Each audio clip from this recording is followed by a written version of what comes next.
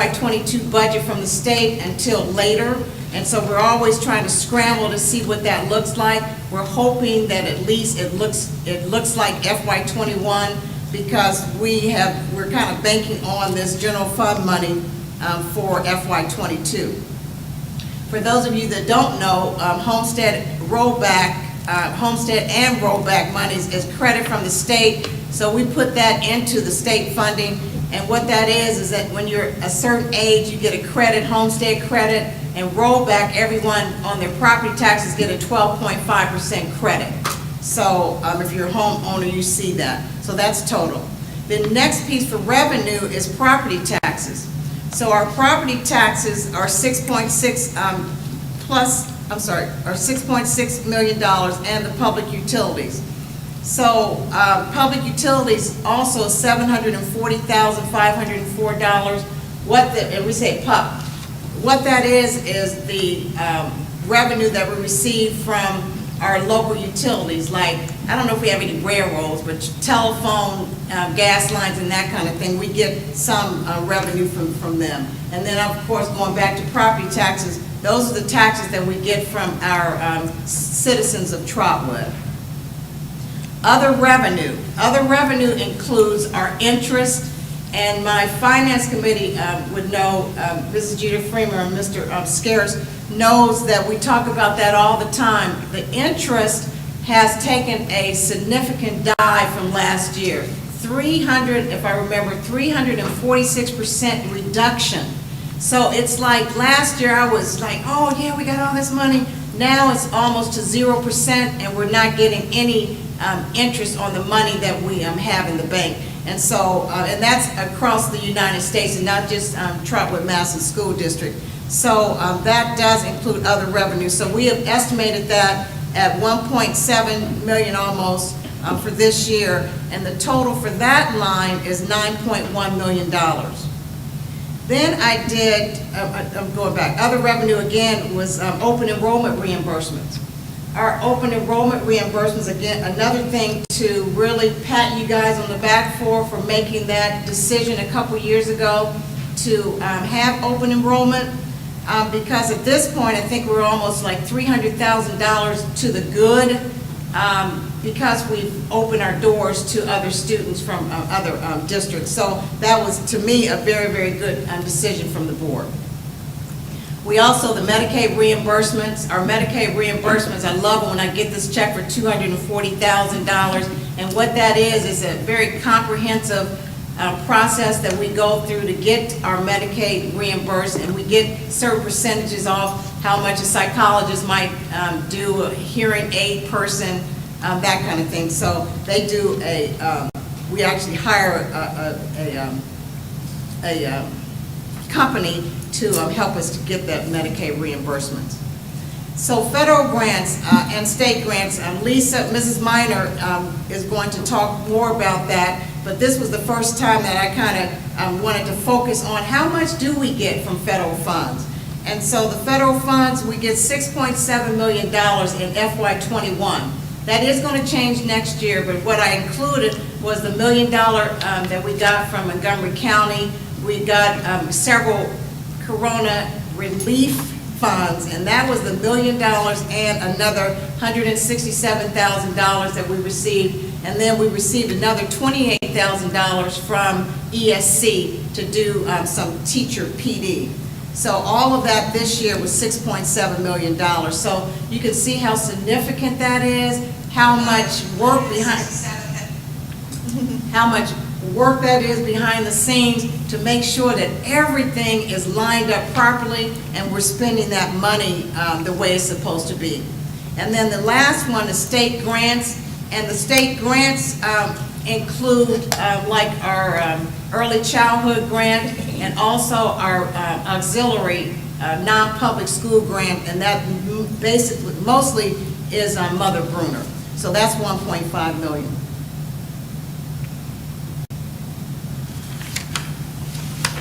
So what I've done on this slide is, this slide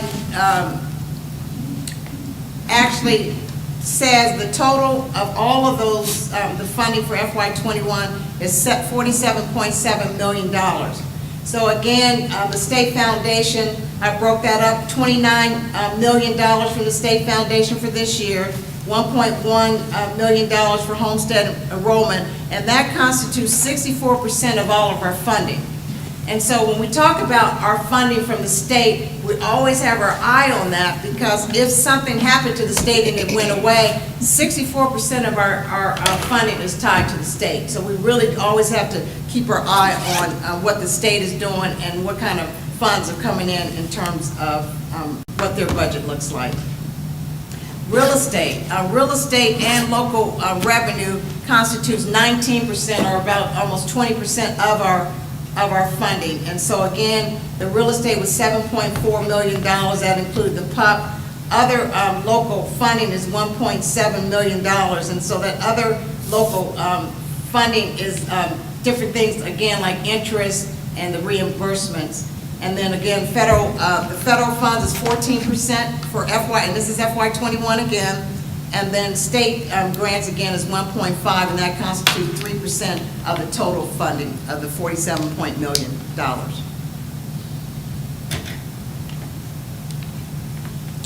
Okay, so the next thing, again, this is a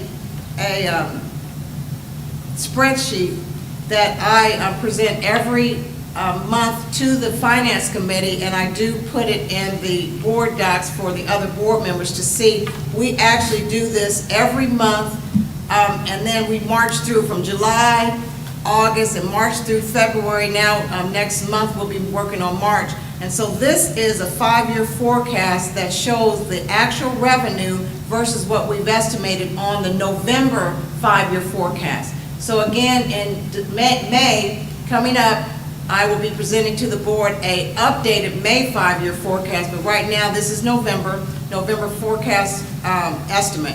So we estimated $7.4 million for property taxes, the 29 for state, 1.1 for the rollback, other revenue again 1.7, and then that total was $39.5 million. The property taxes so far, we've received 3.5%. So what I look at every month is what percentage should we be. So right now through February, there's 8 months out of 12, that's 66.7%. So for revenue, I at least wanted to be that.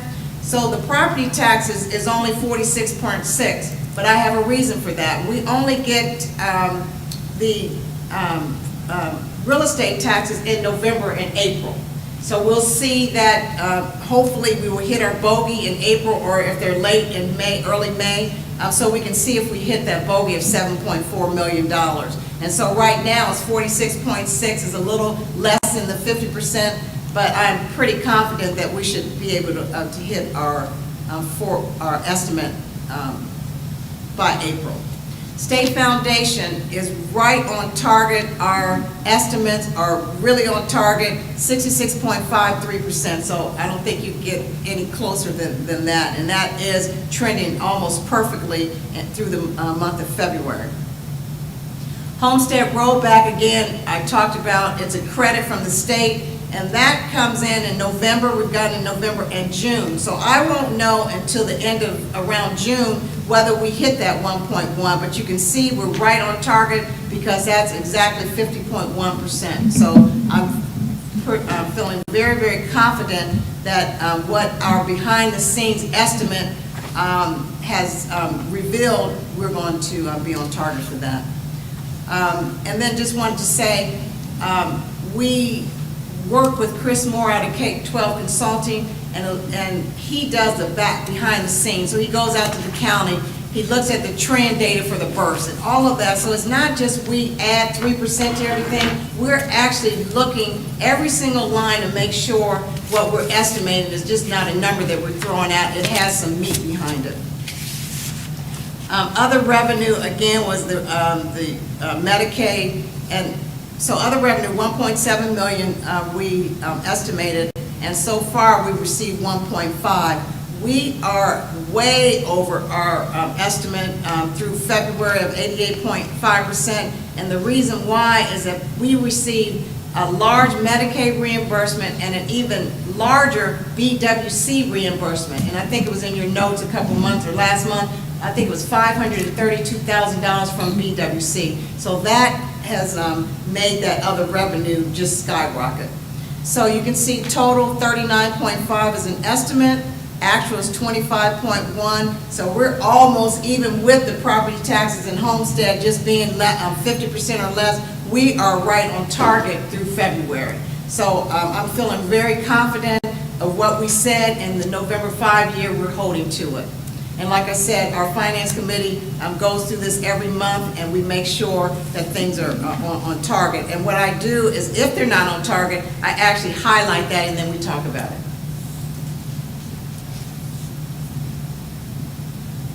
So the next slide is expenditures.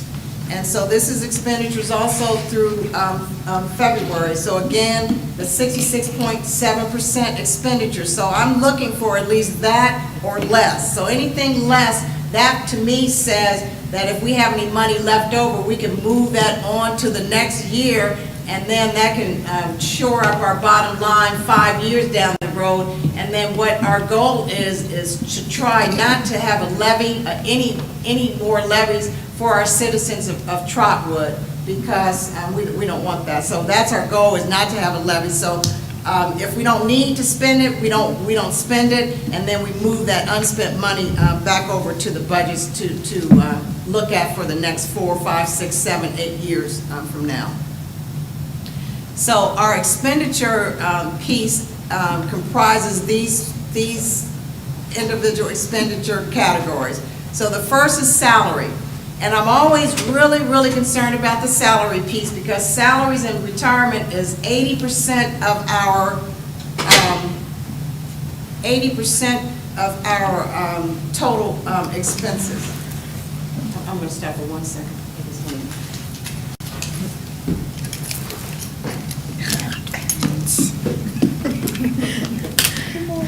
See, look.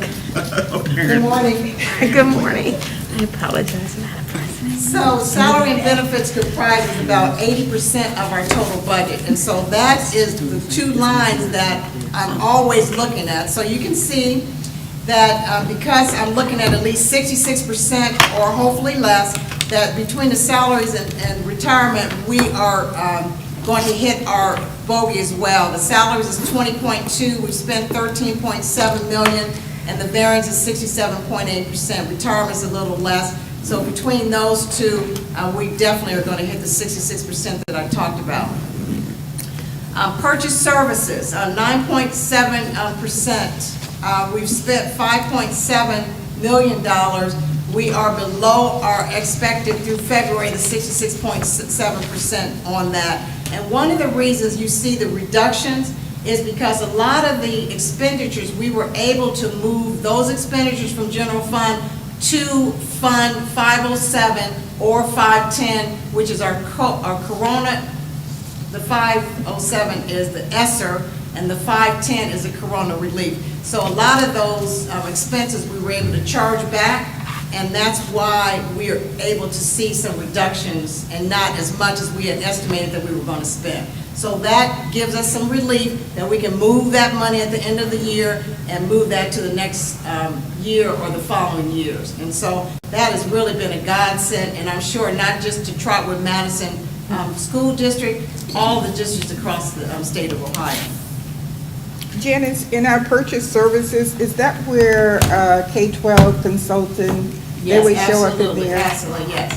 So can we just get what we're paying for those kinds of consulting services? Yes. So about how much do we pay for it? $3,500 For the year? Yes, and then we, I think it's $3,500, but I'll put that down as something that I'll check for that.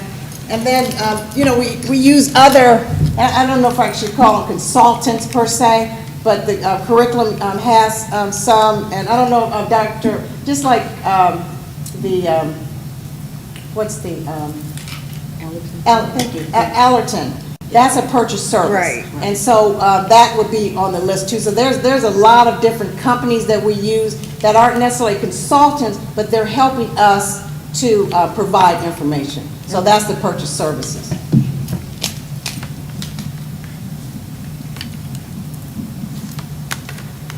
So I put that down, and I can put that, I'll pull that together for you, Mrs. Jeter Freeman. Thank you. Are any of the purchase services duplication of services that we can do in-house? So give me, when you say So, that. and you may or may not know the answer right off, but purchase services, are there any services that we are purchasing that we could do in-house to save that money? I would, for my end, for just what I do financially, I could not do that, do what he does. I wouldn't have the bandwidth to do that. Okay. That's a whole different job that he does, that I need that data to support putting together a 5-year forecast. So I can't answer for Dr. Cosby and others, but I would just say for myself, absolutely not. Okay. I agree. The things that we are doing purchase services for are specialties, and so we could maybe train up someone or hire someone, but we would still be putting money into these things. I think, do the attorneys fall in purchase services, that type No, of thing? there are other objects. There are other objects, Yeah, okay. So that's legal fees and under other objects. Okay. It was just one of the areas we were looking at, if the board remembers, a couple of years ago. Mr. Howard. No, I was just gonna say, another example of a purchase service would be something like when we need to get tires retreaded for the buses, we can't do that in-house. We have to send them out, and somebody else manages that. So there are a lot of those types of things that fall within that purchase service line. So supplies and materials, we have estimated that to be $1.2 million, and again, we've only spent from general fund $323,000, and that's because we've moved all of the computers to the COVID line, so the ESSER monies has paid for that. So you can see that that's $900,000 that we didn't have to spend from our general fund budget. Capital outlay is another line item. We estimated $518,000. We've only spent from general fund $41,000, and that again is several things. We made a decision, and next year we'll have ESSER to pay, but we made a decision not to purchase buses for FY21, so we didn't purchase the buses. But I think, if I'm not mistaken, Marlon has that on his list for FY22, and hopefully the ESSER funds can allow us to buy at least 2 more new buses. And then those, Marlon can explain all that, but those buses might be used for other purposes as well. So that's almost $500,000, and again, we can move over to another year or years, and we can save that money, or have saved that money. This is the next one, just very small, principal and interest, and that is our loan for the House Bill 264 project. And that House Bill 264 project, our estimate for the principal and interest is $118,000, and we've paid the first half of that. And what that is that we embarked on, I think if I remember correctly, a $2 million upgrade to our lighting. And Marlon, what was the other thing? Lighting that we did, upgraded all LED lighting and. Yeah, you talking about 264? House Bill 264. Lighting, it's all Yeah. of the like district wide. Yeah, so the district-wide is all LED lighting, even the parking lots, they upgraded those. And so we took out a very cheap loan from the Ohio Development Services, 1%, and so that is just the principal and interest that we have to pay every year. Other objects includes, again, legal fees, our insurances, ESC fees, all of that goes under that. We estimated $2.2 million. We're trending that pretty well, and we have spent $1.3 million, and the variance for that is 62.4%. So total, our total variance is 62%, and I think that speaks very well to what we've done in terms of estimating fairly closely what we're going to spend through February. And so in May, when I do the 5-year, I'll go through this again, and you can see more readily what we have from March, April, and May.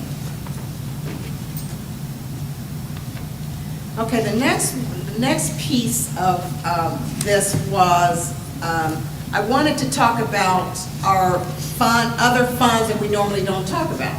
So in our finance committee meeting, we did talk about Fund 2. And so what Fund 2 is our bond retirement.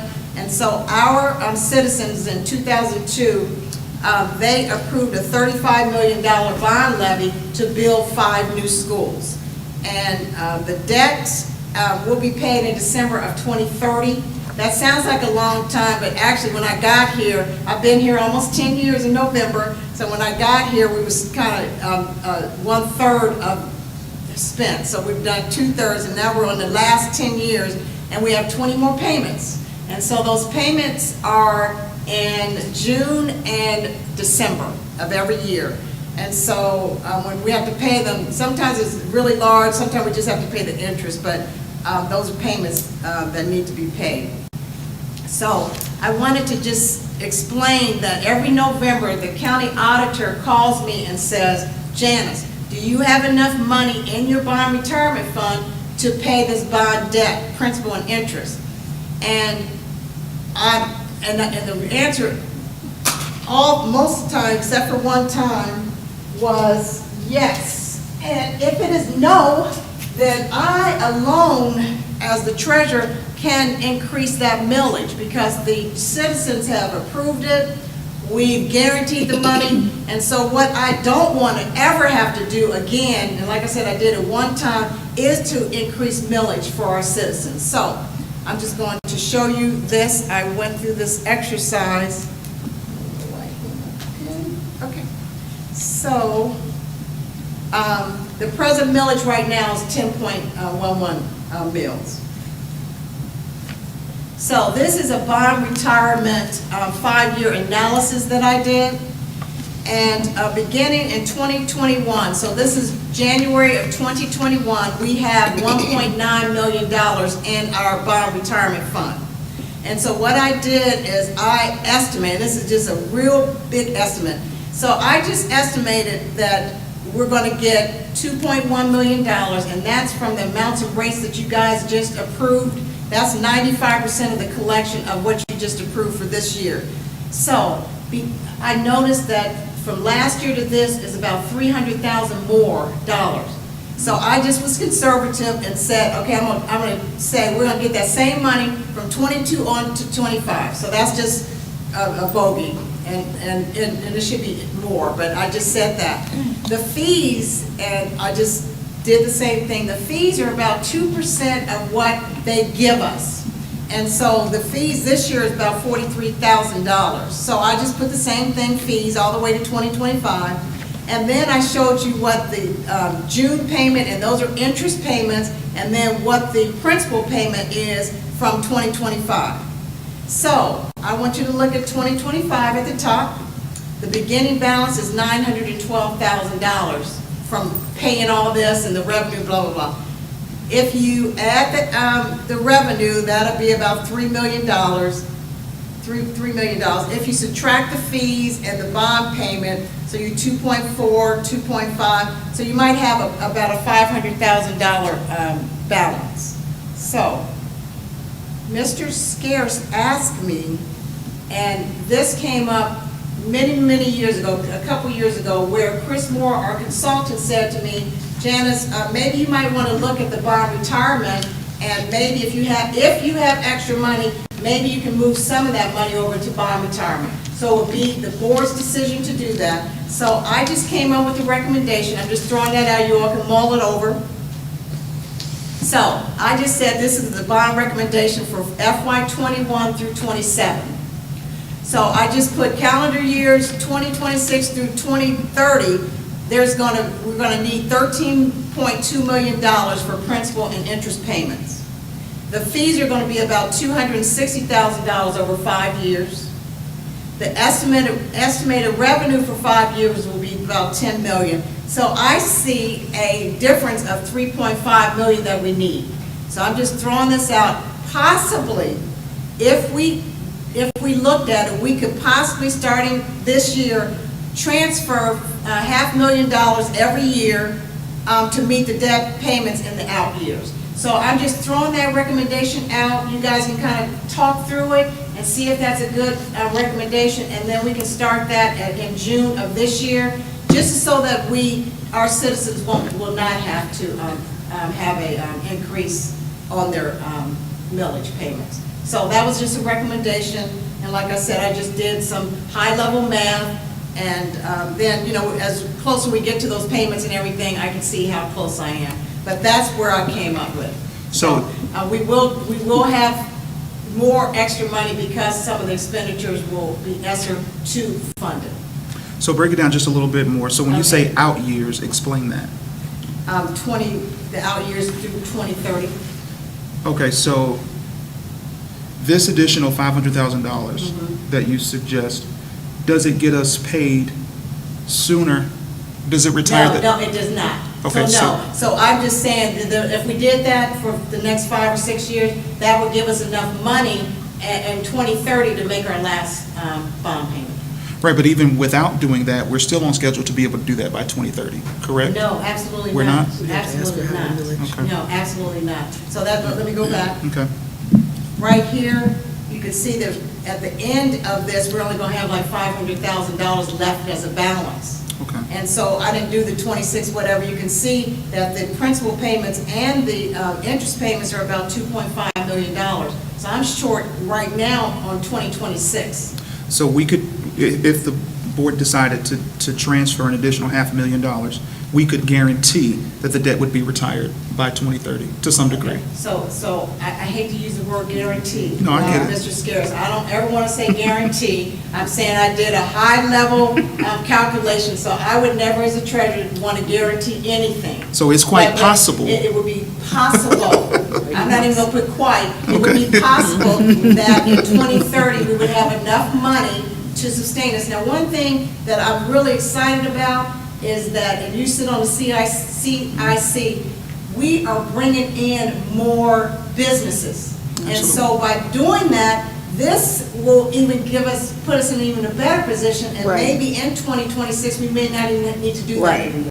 So I'm really excited because Mr. Chad Downing, is that his name, for city? Dr. Cosby and I had a meeting with him. He's a really exciting young man, and he was very, very excited about all these businesses and rental properties and all this that the city of Trotwood is going to be bringing in. So this will help our bond retirement fund and would help our citizens of Trotwood, and that's the bottom line that I'm trying to do as well.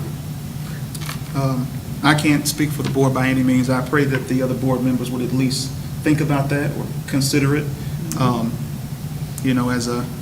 as a opportunity to, in my opinion, advance our city, and kind of be a help to some of the economic development that's happening in the city. So just, I think it's a no-brainer. Well, Along the lines of, we look at the benefits and the features of what's going to happen, especially with the meeting that you had with Chad Downing, looking at all the businesses that are coming in. I believe we're going to be in a better place, and this move here would be a good strategic move for us as a district. I guess my only concern would be, we don't know what state funding is going to be. And so then we would need to know the flip side of the analysis of what does that look like, taking $500,000 out to early pay when you have uncertainties about state funding for the next 5 years.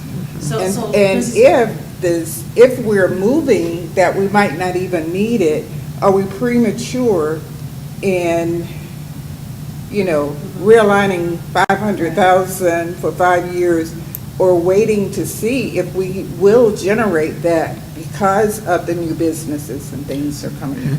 That would be my perspective. so let me answer that just to some degree.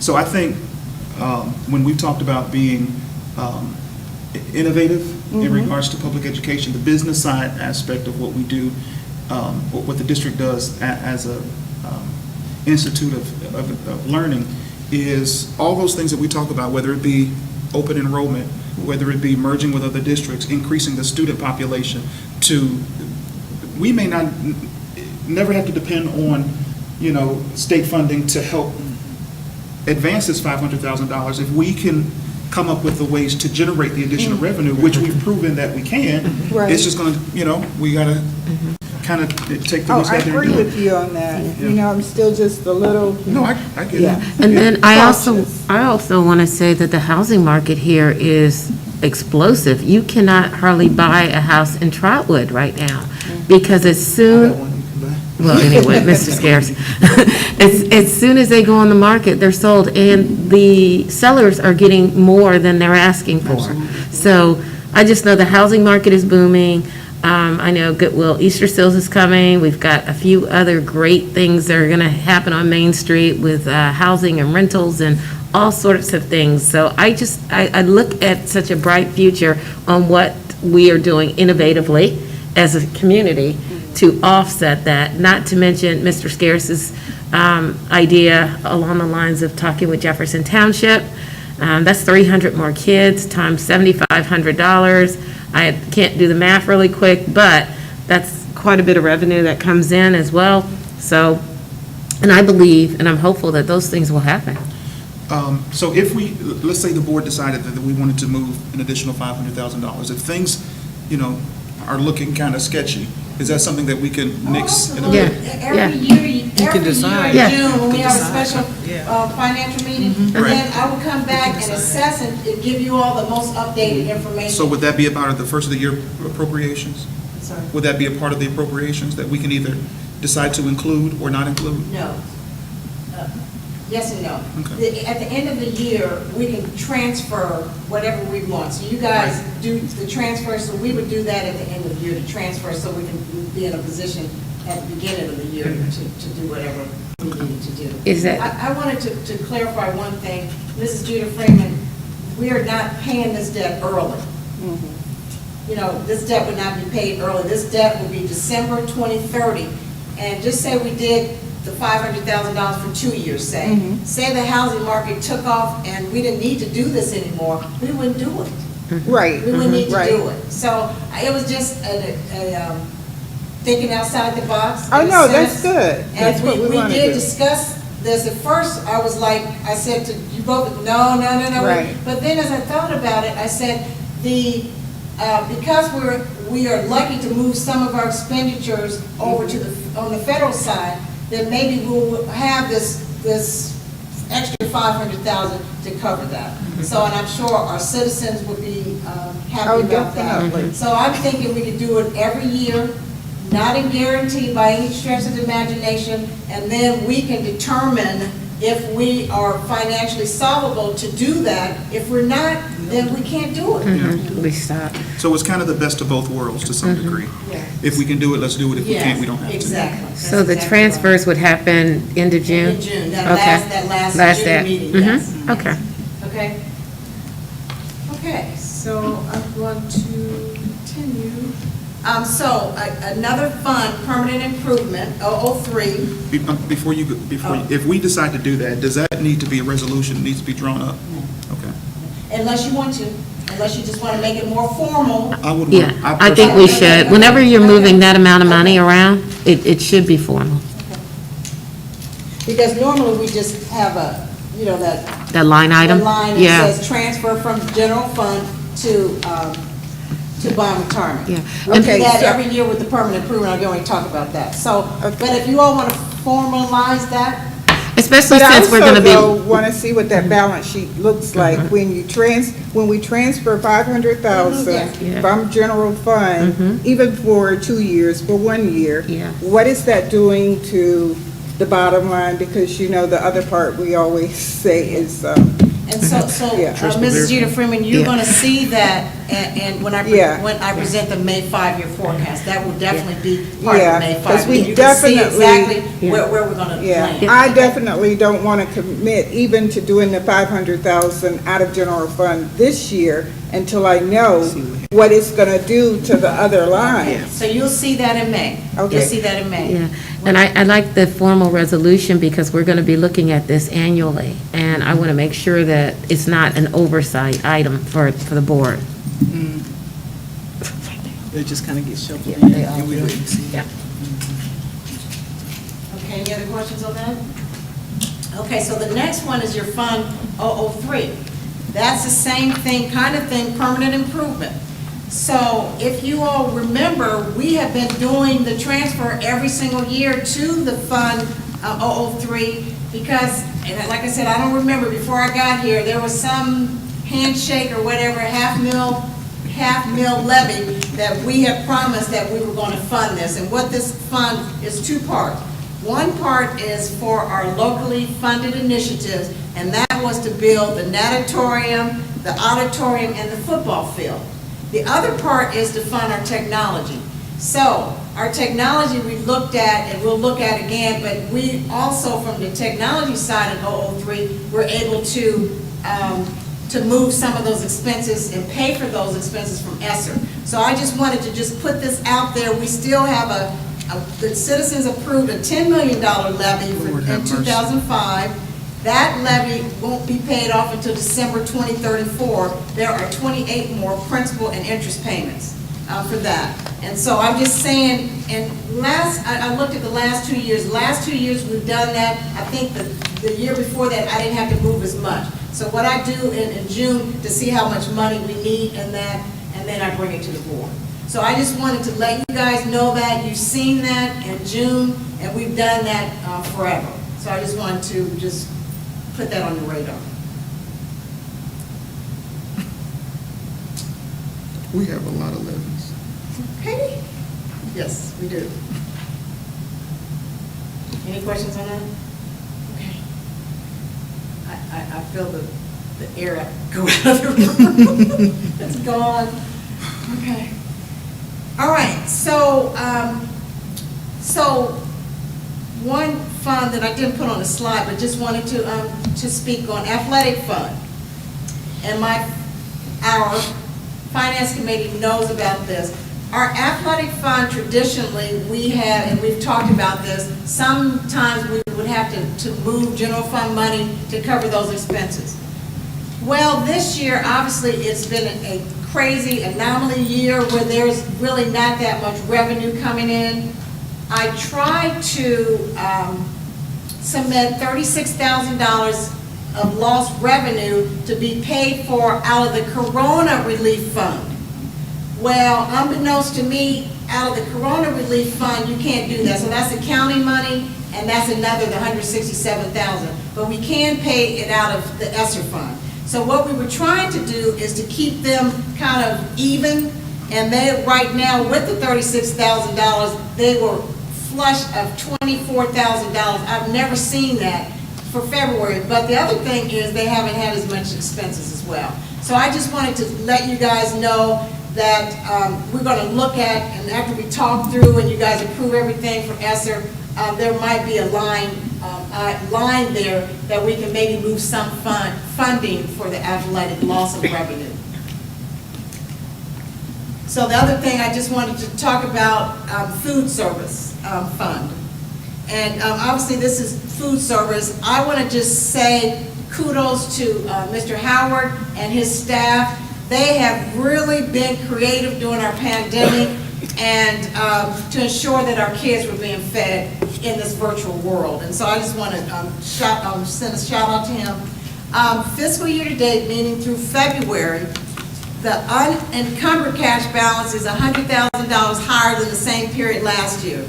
That doesn't mean anything, but what I'm saying is I feel very confident that from the reimbursements that we get from the federal government, that by the end, and I should say by the end of FY21, the district will have a positive cash balance and the food service fund. And so I just wanted to throw that out to you and just kind of just pat them on the back for that.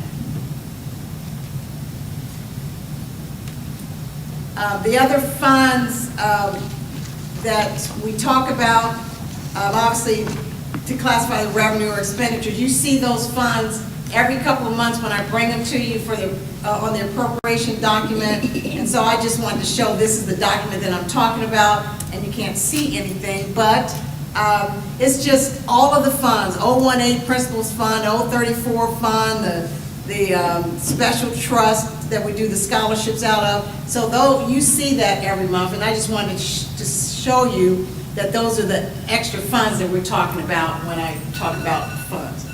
And that is the 955. What are the, No. what are the highlighted The things? highlighted was the ones that changed anytime from the last time. So I always highlight the ones that see a change. Okay. Yeah.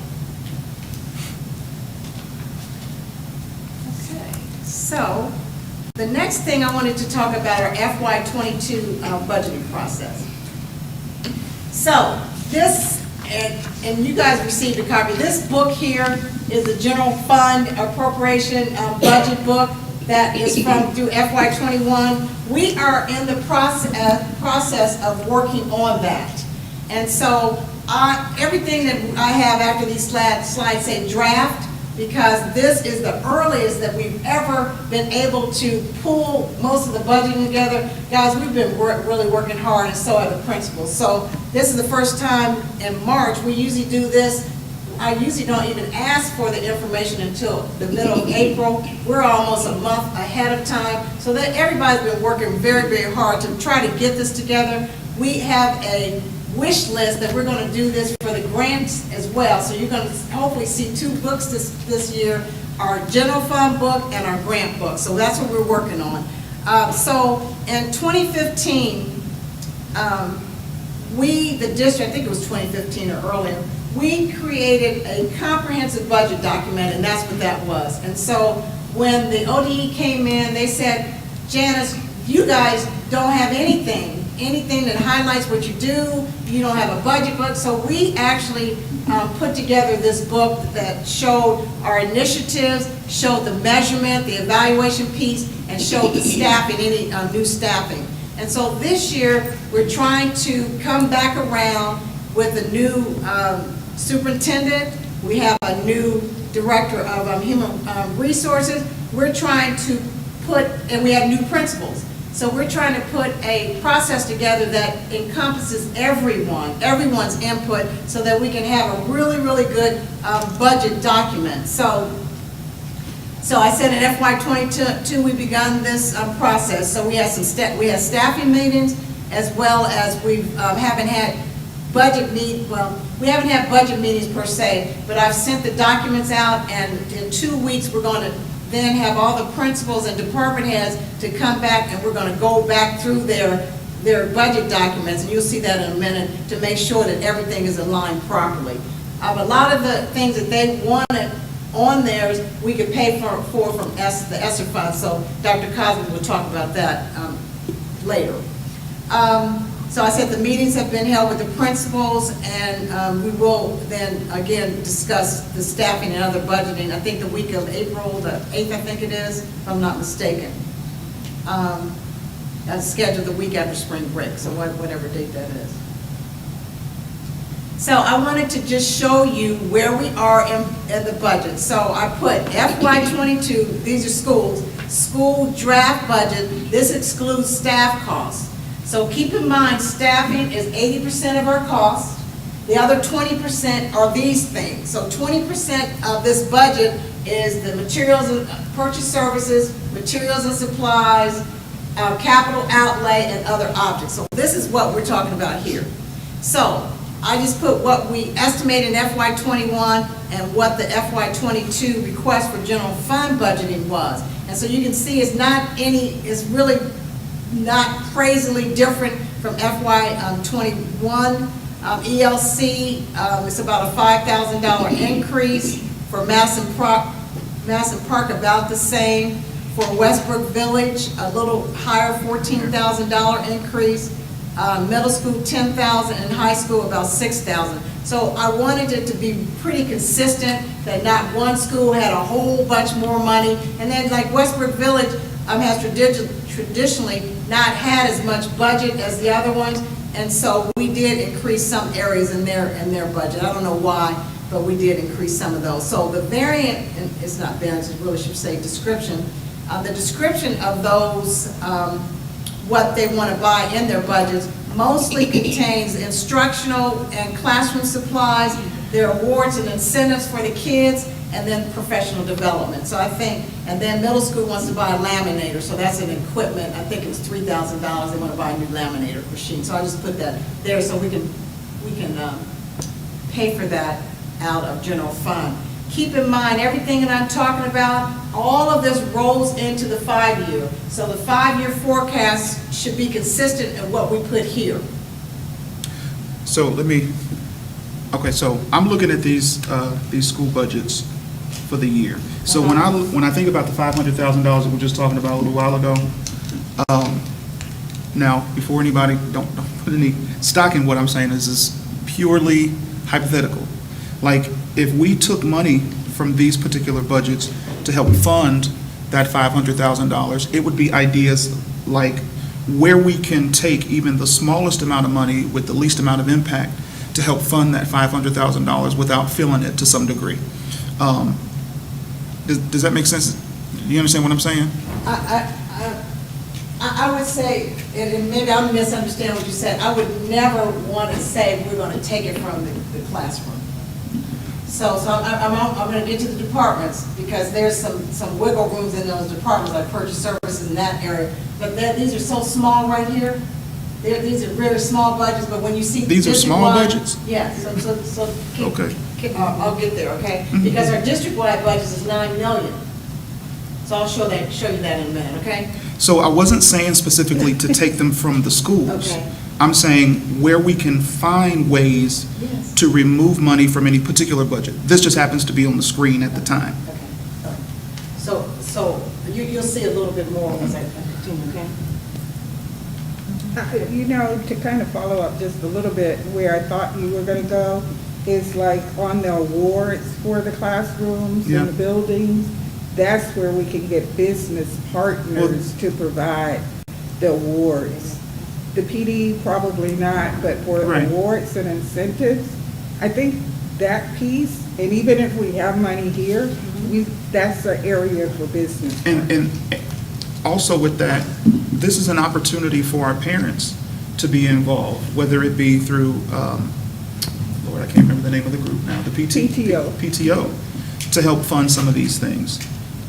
Maybe that way they can find reasons to be involved and not just do one thing at a time and just kind of filter off by the wayside. But I completely agree with what you're saying, Ms. Freeman. I'm sorry, go ahead. Okay, so that's the school building. So here's the department draft budget, excludes staff costs, very draft. So FY '21, the departments start with the board, superintendent, treasurer, curriculum, and human resources, and then I'll go to Marlon's area, Mr. Howard's area. So you can see FY '21, FY '22. So the professional meeting expenses, Neola, and dues. So we kind of did trend data. I always say, guys, we put this budget together. This can change depending on if something hits us. We can change. We have an appropriation increase document, so we can always change the appropriation. So these are just the best guess estimates that we had. I have, for instance, on my line, we had estimated $199,000. For FY '22, $205,000. So what that is we pay for all the legal expenses for the district through the treasurer's office and the auditor fees. You guys will be amazed how much we have to pay for them to come and audit our district. And then there's dues, and then professional service, meta services, which is huge. So that's our financial and our accounting piece and the payroll services from Meta, and then other platforms that we use. And that might be board docs. We pay for board docs out of that.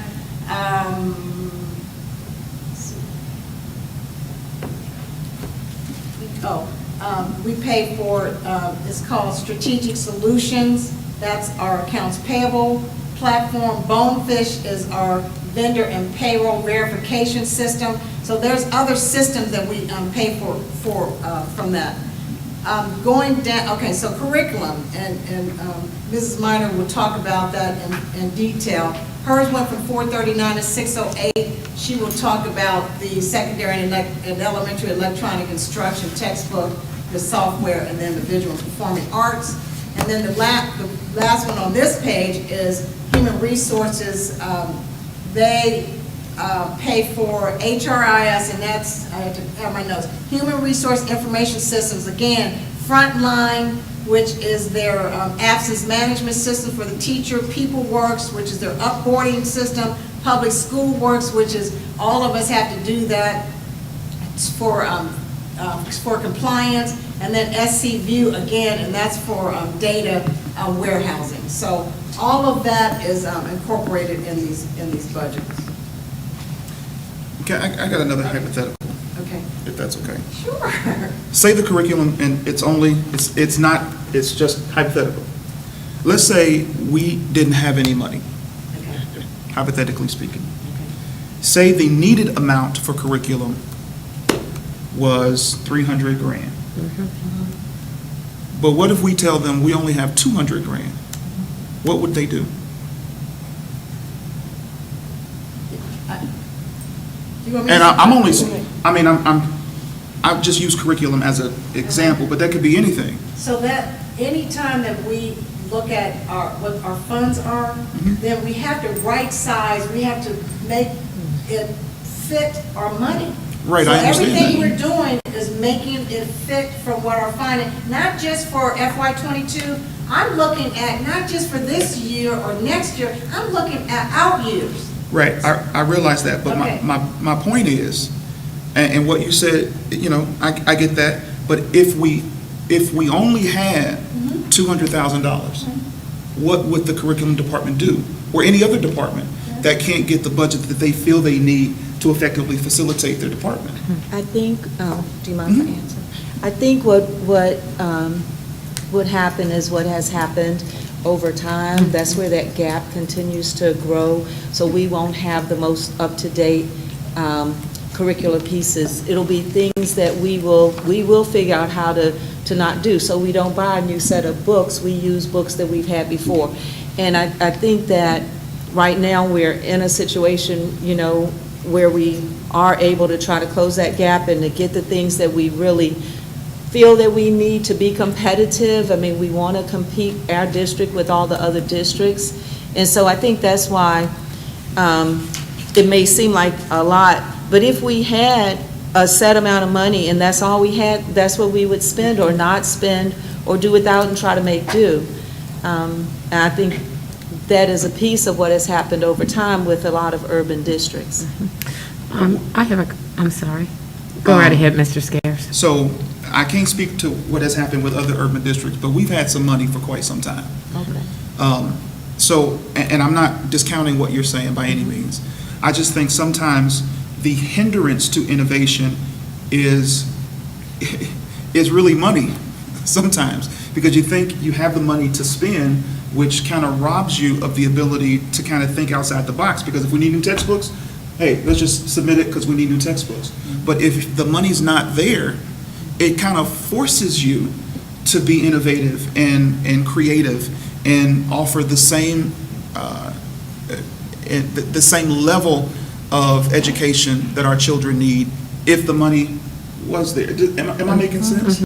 And so, and while I'm not speaking to any particular department, you know, in any regard, I just think sometimes we can put in these fictitious, I wish I could remember the book I read it from, but these fictitious budgets that forces us to be creative, to pretend like we don't have the money necessary, you know?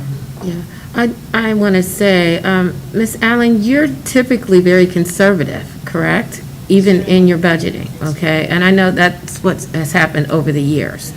However, I agree with Mr. Scaris because I've been here for quite some time, Ms. Jeter Freeman and I. She's been here longer though, okay? And there was a time we didn't have the money, you know? I mean, there were times where what Mr. Scaris is talking about really came into play, and it wasn't just another line item to buy something, okay? One thing, and I don't know if this is part of the superintendent's presentation, but, you know, we already know that our kids have fallen behind, okay? And not just because of COVID, but they were behind before COVID. And, you know, instead of like all these instructional textbooks, supplies, all these kind of things. Where does tutoring fall? Where does that fall? I mean, is there a budget for supplemental services where we can bring people in? Because we keep doing the same thing, and insanity is keep doing the same thing, and you keep getting the same results. So that ingenuity and that innovation that Mr. Scaris is talking about, has that been a consideration? Absolutely. Thank you. So we've had so many long meetings, guys, and Dr. Cosby will address that. A lot of that tutoring, all that innovation, that comes under the new academic Okay. initiative, so she will address that. Thank you. And So this is just textbooks and all that kind of This stuff? is general fund. This is general fund, and when I just upgraded you, Mrs. Minor. Mrs. Minor, in her presentation, we'll talk about that as well. And before we kind of move off that topic, I don't want the conversation to be about curriculum, because it's not about Yeah. curriculum. Right. It's just about, it's about everything. You know, I run a business, and if I don't have the money necessary to help facilitate the business that I own, you know, to the best of my ability, it forces me to be creative. And I just think that sometimes we just spend the money because we have the money to spend. And this is not a slight, and I pray it doesn't come off as a slight, but we've been buying what we felt was necessary for the best education, to be creative, to be, not creative, but to be competitive with the other districts, and it hasn't worked, really. I mean, it really hasn't worked. And again, that is not to slight our teachers or our staff or anything like that. I think it's just the obvious. We've been spending what we thought was necessary before the state tried to take us over. You know, and I think it just kind of, it begs us to maybe figure out something else. You know, one thing that I know, even in corporate America, we have to use what we have. Like, we have to go, I mean, just all in, a lot of fidelity, teaching and training on what we have. Because here's another thing that happens even in my world. We have something, it's not broken, it could be very effective, but guess what we do? We switch. And so now my whole staff has to switch gears where we've been learning this, and it seems as if we were making progress. Matter of fact, when we got the new stuff, it made it harder and more cumbersome. And so now there's a learning curve to that, and then we learn that, and then guess what we do the next year? We throw that out. And I know if I was a teacher, I'm just speaking hypothetically in this situation, here we go again. You know, when do we become subject matter experts at what we currently have? And it takes more than 12 months, you know, and if every 12 months, 18 months, we're turning over to a different system. Granted, I know COVID and technology is completely different because that hit us all right? Don't get me wrong. But I'm talking about the other things that we had in place. I remember at one time, do you remember spending $500,000 on some sort of books and curriculum and all this other stuff? And then we used it, I don't know how long, then it ended up on the shelf, and then we moved to something else. I mean, I'm saying that sometimes Ms. Freeman is real big on the data, how did it work, but then giving it time to work, maybe adding in additional pieces. That's another thing. Sometimes with these curriculum pieces, and this is what I found when I was on the finance committee, okay, we buy this, but then there's all these supports that have to go with it. So the program might only cost $200,000 or $100,000, but then it costs you $400,000 to sustain it. So, you know, because there's training involved in it, then you need the manuals, and then you need the books, then you need the support. So that's a lot of money, but then again, we use it for 24 months, then we throw it out, and we start over. So I just wanted to share that because it's real. So the last thing I'll add to this is we understand what the recommendations are from the superintendent based off what the need might be. But ultimately, to some degree, and maybe somebody would correct me if I'm wrong, it's up to the board to decide, well, we know you need $600,000, but we're only going to approve 250. And it's going to be up to you to find out how do you work within that $250,000 of the 600 you say you need for your department. And I'm only using it as an example. So it could be we could do the approach of the appropriations for any given year and say, but this is how this is going to change. I mean, what if we did that? What if we said, you came to us and said you need $500,000 for curriculum, and we said, I'm sorry, but there's only 200 or 250. That's a very real possibility. And so I think we would have to work within the confines of, whatever we said. So that's the only thing. That's the last thing I'll say. Well, that was my job for forever. That's what I retired on. And it was right-sizing the total Air Force. And it was 47 different specialties, from security force to everything. And so what you do is, what that entail was looking at the impact. So if we did a 20% across the board, what's the impact? Well, they would have to come back and say the impact is this. So the impact for security forces is much different than public affairs. So then you adjust it based on those known things that are priorities within the Air Force that you can't get rid of. So I think that's what you're trying to, I think that's what you're alluding to. Yeah. Okay. Thank you. You're welcome. So the last slide, two more slides. This is the rest of the departments, and student service and special education under Mrs. Tracy Mallory. Hers is about the same, and the expenses that she has are the psychologists. Last year we didn't pay for the psychologist. Speech and hearing services, juvenile court tuition, and Grad Alliance. Just those are the major expenses that she has. So I just wanted to. So when we talk about how we reduce, like with open enrollment, okay, I want to open enroll our juvenile court students back to the district. So how do we get them back? What is it? We say each and every child, even the child that, But this juvenile court, Mrs. Jeter Freeman, these are kids that are incarcerated. Oh, no, I understand that. And that's exactly what I'm saying. You mean Those after they students, come out of their detention and then we what just try to get. supports do we Yes. put in place? Okay. Yeah. Once the young man that was identified, that was alleged to have, done something, what are our supports?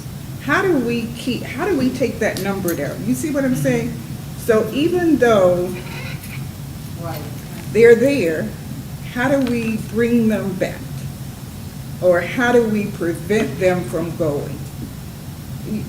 You understand? I get it. You get what I'm saying? Yes. So what is the cost, and I know you all gave that to me before, gave that to us before, but whatever that cost is for juvenile court tuition, for the number of students we have down there, when we say each and every child, as long as they still live in Trotwood, they were once on our enrollment, and they've not graduated, it's like you're still in my house till you turn 18, get a job, or do something else.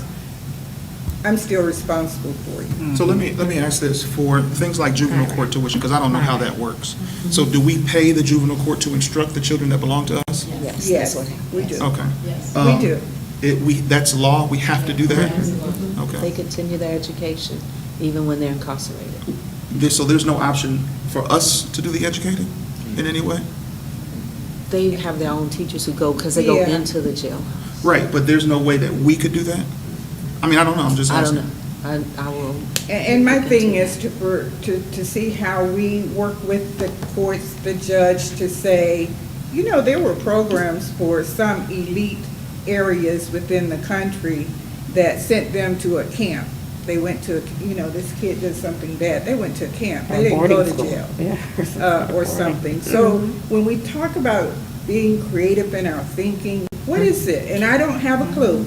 I'm just saying, what is it we could do for our students? Because maybe, like I said, I don't know if it's law that they have to provide the instruction, or maybe it's Yeah. because nobody has done it or asked about it. I don't know. I don't want the little butts down there. So, but after they're there, is, how do we rehabilitate? That's my thing. How do we rehabilitate them? Can we work with those judges to provide some type of rehabilitation of them back into the school system and the, surrounding area? And if they're there like That's one day, is there a cost? If they're there 5 days, so how are we paying? Maybe we're paying too much. Yeah. I'm sure It we was are. only there 2 days, but we still paid you for a whole month. I'm sure we are. Yeah. Mrs. Jeter Freeman, when they get those bills, and Mrs. Mallory can speak a little bit better about that, they actually go through to make sure that that child is not back on our rolls, or, so that Right. they verify how many days that they're actually Okay, charging thank us you. for. Yeah, so we go through a very extensive verification process before we pay the bill. So the rest of this operations, you can see, technology, you can see a significant reduction. A lot of the technology, software and everything that the computers we're going to move over or reduce what we're purchasing in technology. Maintenance, there's a $100,000 reduction in their line item. That is for utility. Utilities was the largest cost, and that's your electric, your gas, your water. The professional technical services, insurance, our custodian ground supplies. And so that, all of that is under maintenance. And then the last piece of that, they did have about a, $60,000 reduction for fuel, the vehicle and bus supplies, and insurance also for our fleet insurance comes out of that line as well. I'm sorry, Candace. This last one, the district, it's called district-wide. I actually, because I don't know the community schools piece, I'll know that a little better when we get more of the new budget in. So I just left it at the same level as FY21. District-wide encompasses a whole lot of stuff that picks up, like the community schools, our transfer, state foundation settlements, and that's for tuition, like from other schools that they're teaching our kids from our district, special education payments, and then copy release. So I just left it there for now. Like I said, it's draft, and we still just need to look at that. And then the last, let me go back for a second. And then the total, I just totaled of everything, was 13.9, and it was a little less for FY22, 13.7. So that even might be, our community schools or something might reduce that significantly. So I'm still working on that district-wide piece. And then the last thing, I just said budget highlights for general fund. So all of the highlights traditionally are on the budget pages, and they'll talk about, I want to do a garden, or I want to do a something. All of that Dr. Cosby is going to talk about, because all of that was moved over to ESSER funding. But what was left, and Mrs. Minor talked about that, is the adoption of ELA Science and Social Studies. We did increase the positive behavior, what PBI has, positive behavior intervention services, is that right? And supports. And supports, thank you, to $20 per student. And what that is try to get the kids attendance, if they're virtual, get them here, just different things. So we did do $20 per student for each building. I put new equipment, example, laminator, and there's other equipment that school buildings might need. Reduction of expenses due to the ESSER 2 funds that I spoke about. And then one thing that's really going to, we'll be looking at next year is the last year of the TMEA contract. So we will start working on negotiations for the next year. And so I just put that down so that it stay on our radar, that that's something that's huge, that we're going to start again working on that new contract. Going back up to the $20 per student, what if we gave each student their $20? I'm sorry. She said, what if we gave each student $20 instead of just finding a way to, for the PBIS, if each kid just got $20 if they did what they were supposed to do? Or even, Well, they got to spread them out like, you know. Oh, they no, might I get a know teacher. they do But if they just that. got the I'm money. just thinking out loud. Well, and Just why does it thinking have out to be loud. 20? I would like to see it more. I mean, you know, we want everything to go to kids. I mean, you Right, know, exactly. we're putting so much into all the other stuff, but, So all of those budgets, mhm. like for instance, went from one was 3,000 to 10,000 that we put for $20. So that was a very significant increase. Last year was $12, so we almost doubled on what we gave them. So if you all want more. Yeah. No, I wanted to. She was just saying. have a Yeah, I was So just we did- saying. We almost doubled that dollar figure from last year, because we started with $12 last year. I'm thinking outside the box. Okay, okay. I do have a couple of questions, though, if you don't mind, Ms. Jeter Freeman. Go ahead. Okay, I'm going back up to other objects. I saved all mine till the end, okay? So I'm going back up to other objects. Okay. I had a question about the ESC fees. I know when I was on the finance committee, that was always a big, huge line item, and I know sometimes we would look on the report that talked about the checks over $1,000, that was always a huge one. So since COVID, how much have the ESC fees declined, or have they stayed the same? Great, I mean, I could do an analysis on Because that was a That's huge, great question. yeah. I think it was supposed to be 1.5 mil. It went from 700,000 to that. But if I remember correctly, it wasn't that we were going to expend that total amount. It would be based on those services that we would need and how often we would need them. Okay. So you're right, though. That I'm was not sure how much huge, we yeah. spent. Yeah, I was just So curious. Suppose when I put down there, I'll do an analysis. Just curious. A couple, last year versus this year, and then I'll tell you exactly what we're paying. Because that was a huge It was. hunk. That was a big Yes, part yeah, of it. And we actually, it increased it significantly in FY19, significantly. Mm-hmm. I think we used to be like 800,000, it increased to 1 point Mm-hmm. something. And so I've been trying to make it go, down the other way. So I will give you I'll give the board the analysis for that. Curious. And then my second one, and I don't know if I just maybe misunderstood it or what, but I thought you said that we had a loss of revenue in the athletic department, and I was just curious about, I think you said maybe $24,000, maybe. 30, well, no. I'm not sure how much loss Mm-hmm. of revenue. They traditionally, I think, is like $200,000 a year. So Mm-hmm. I'm just throwing that out. But because of COVID, there were, no one was allowed to, except for families, to come to games. Okay. And so that whole loss, and that's across the United States. Gotcha. You weren't able to attend games. We, very small amount from the parents, Mm-hmm. they're paying through a home ticketing portal, but no one else was allowed to go to the game. So that was a huge loss of revenue for them. Gotcha. So what I think I heard you say was, and that makes sense to me, because we were kind of banking on Yes. having people buy tickets and come to games, and since we couldn't have it, then we lost the money. Absolutely. Question, who gets when we do the live streaming from games, who has that? Who? So I Who think I services can- that? I think I can answer that. Mhm. Mr. Smith, and I'll put it on my to-do, well, maybe Marlon, can you answer that? Mr. Howard, can you answer that? Or I think I can answer. Question. Like when we do the streaming, like for instance, a couple times, my son will send me a link and say, hey, Mom, here's the game or something. And so I watch the game, like maybe a football game or something, I watched it like on my phone.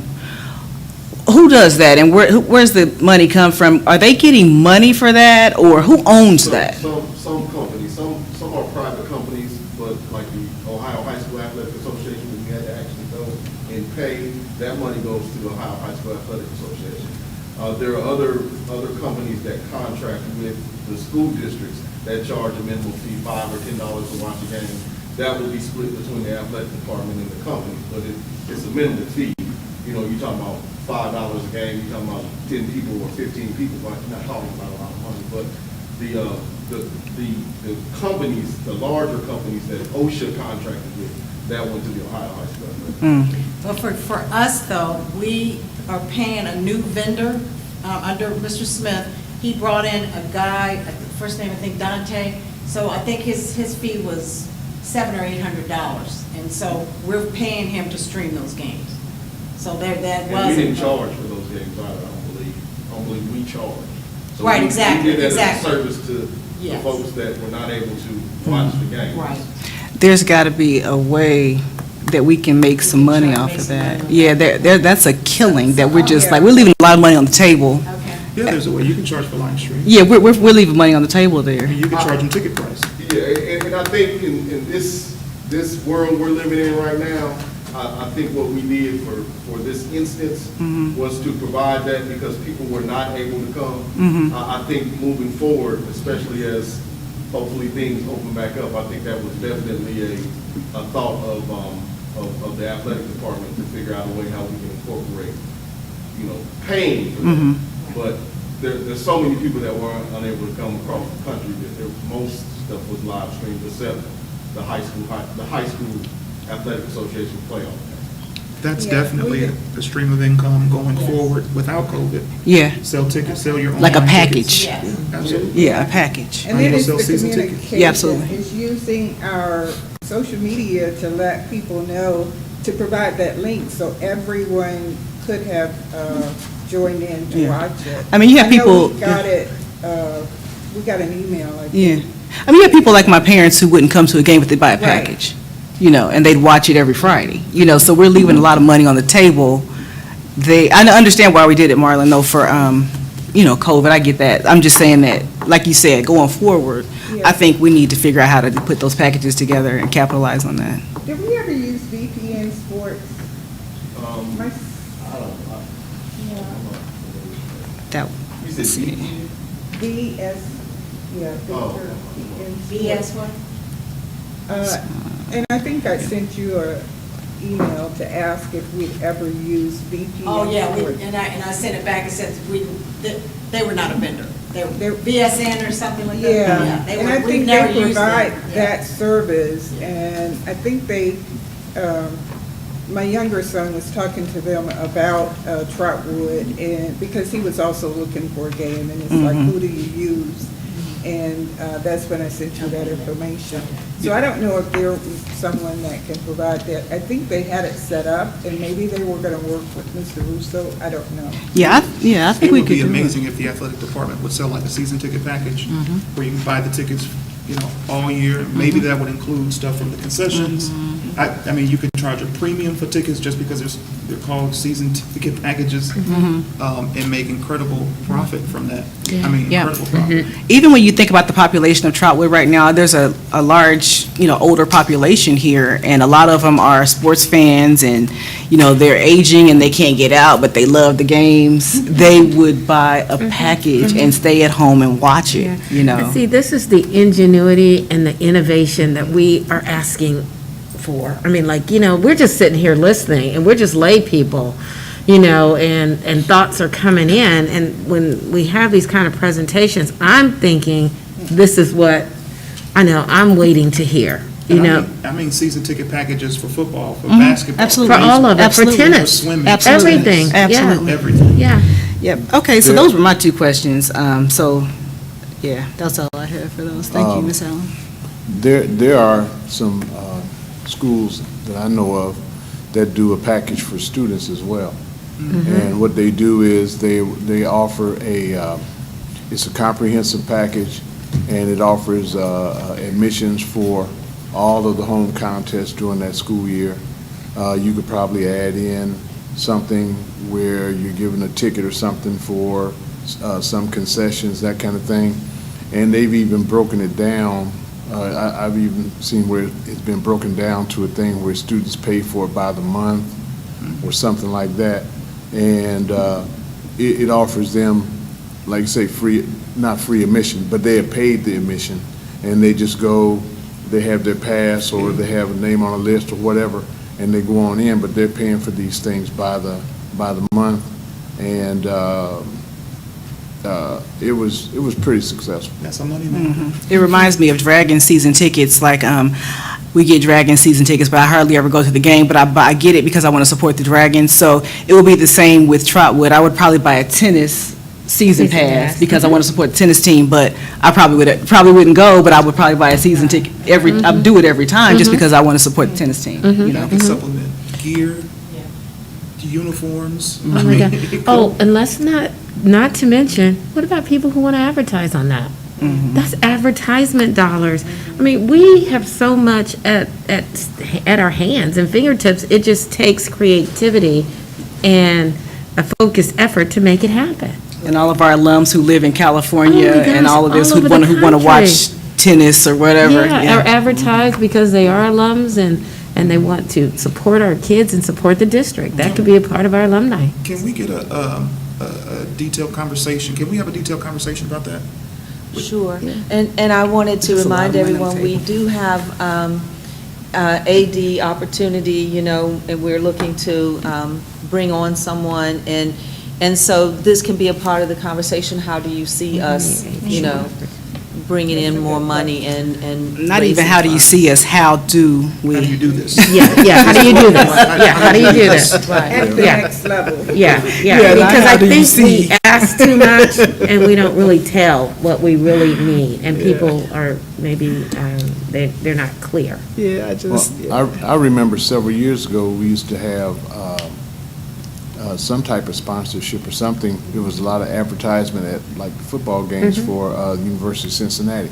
And they had placards and things positioned different parts of the track or whatever. And then on timeouts or something, there would be, the announcers would basically do like an ad for the University of Cincinnati and that kind of thing. So, those kind of things have been done before.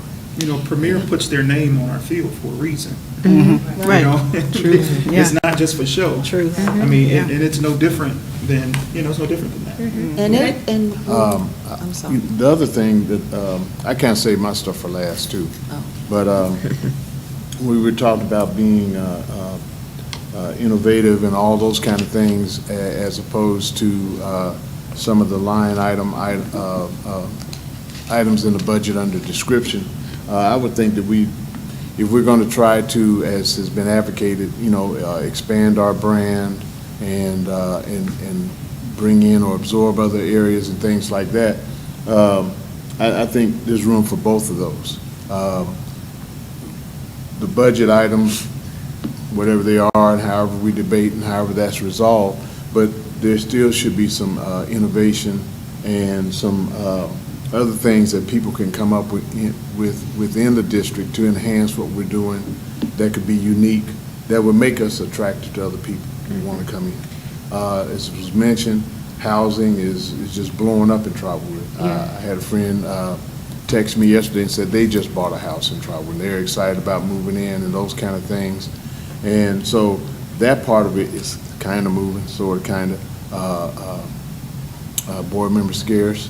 We still need to have our conversation. We had talked about a couple other places out here that we have talked about before. But I think there's room for both. And somehow we need to be encouraging more innovation and allowing staff the ability to be able to be creative and do some unique things that would that makes us more attractive. Obviously, you're not going to be bringing a whole bunch of folks in here if everything we've got is kind of outdated or bordering on outdated. But by the same token, the other things we can do outside of that to enhance what we're doing, I think would make us unique and attractive. I want to add to that, Mr. Andrews. If you guys saw on Thursday, it was on the news, Dayton Gets Real. High school CTE program, helping diversify city's safety force. They have high school kids, they have a program for firefighters. And these are high school kids, and it is a wonderful program for kids that are going to go into public safety. I mean, to me, stuff like that is what we can do here. I mean, we talk about our budgets. So not the same old, but let's get rid of the lines and the boxes. Well, and a lot of that's been mentioned before. Fairmont, for example, has a curriculum, and they actually have they have paired up with the Kettering Fire Department. And students who enroll in a program through Fairmont High School actually come out certificated, where they can go in out of high school and start working as a firefighter, or, as I mentioned before, there's a program down in Georgia where they can come out of school, students come out of school and start working as EMTs. There are a lot of different programs around, and I'd like for us to visit some of them and see what they're doing and talk with some of their people and see how they started these programs and how they were able to coordinate with their local entities. Because I'm certainly interested in seeing how they're able to do that, and I think we should be able to do that as well. Different pathway, but it takes us getting out of the ivory tower. That means getting out of the district and going out and building relationships and talking to other entities about how we can make this happen. Anything else? Okay, so, you guys want to continue? Keep going? Do we want to take a break, maybe? Can we take a Yeah, can we take a small little break? break? Okay. Yeah. Okay, thank you. And then we'll continue building our house, Okay, we're thank going to you. continue building the house. Yeah. Did you guys see that, what Dayton's doing with those kids?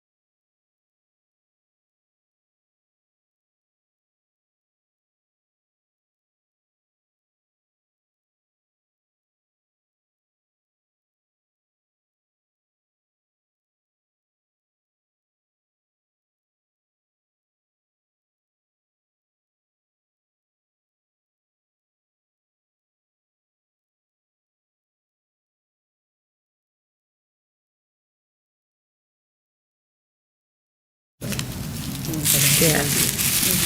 Because, Well, good morning, or good, yeah, I guess it's still morning. Yes, good morning. Hello, everyone, and thank you, Janice, for allowing me to present today about the grant, which is about funding. I wanted to just back up a little bit and address some of the comments that were made during Treasurer Allen's presentation. And I know my staff would cringe if they had heard the conversation, because I'm one of those that like challenges and like to cut.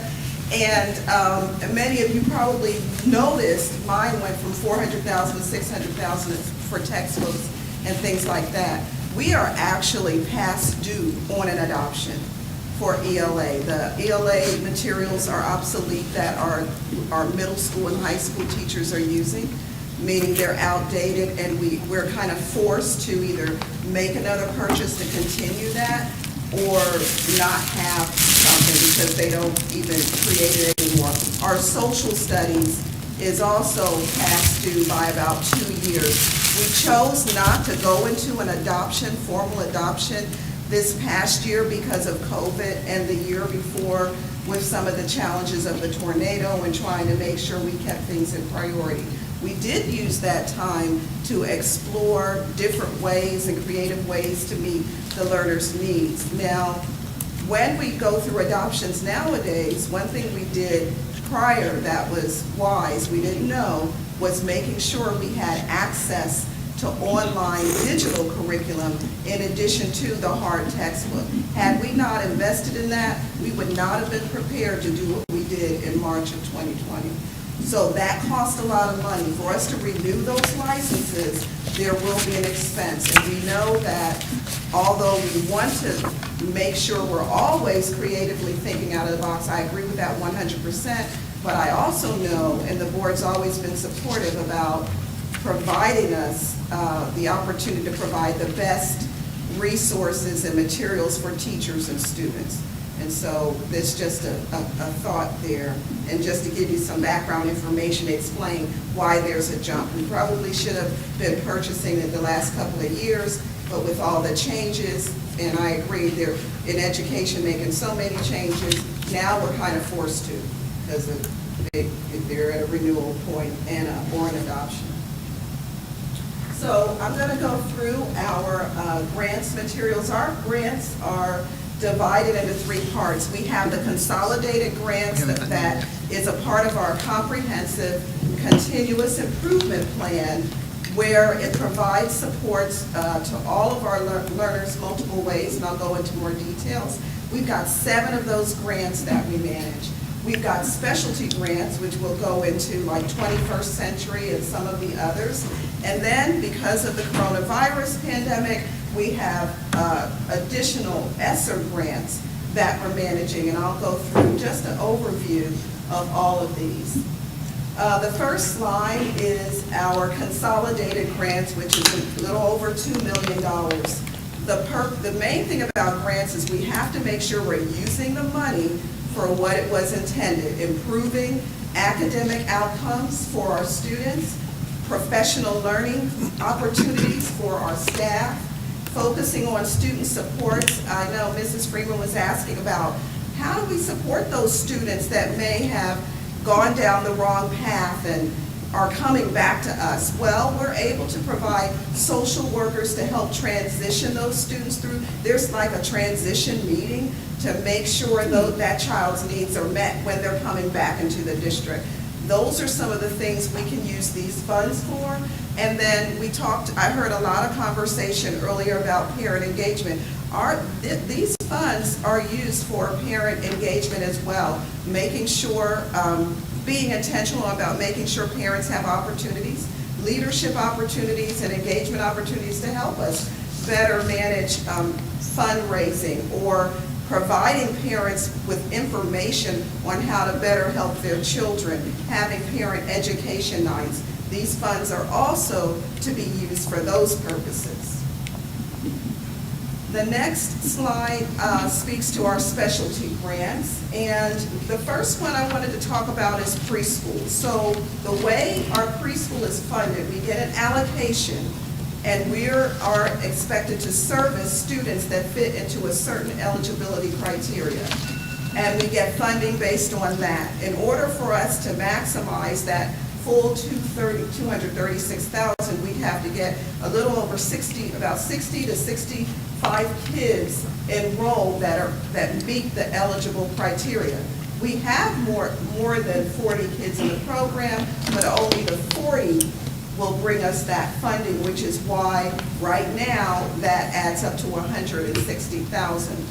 So one thing we've been struggling with is how do we increase the enrollment of those eligibility students? What are some out-of-the-box creative things we can do?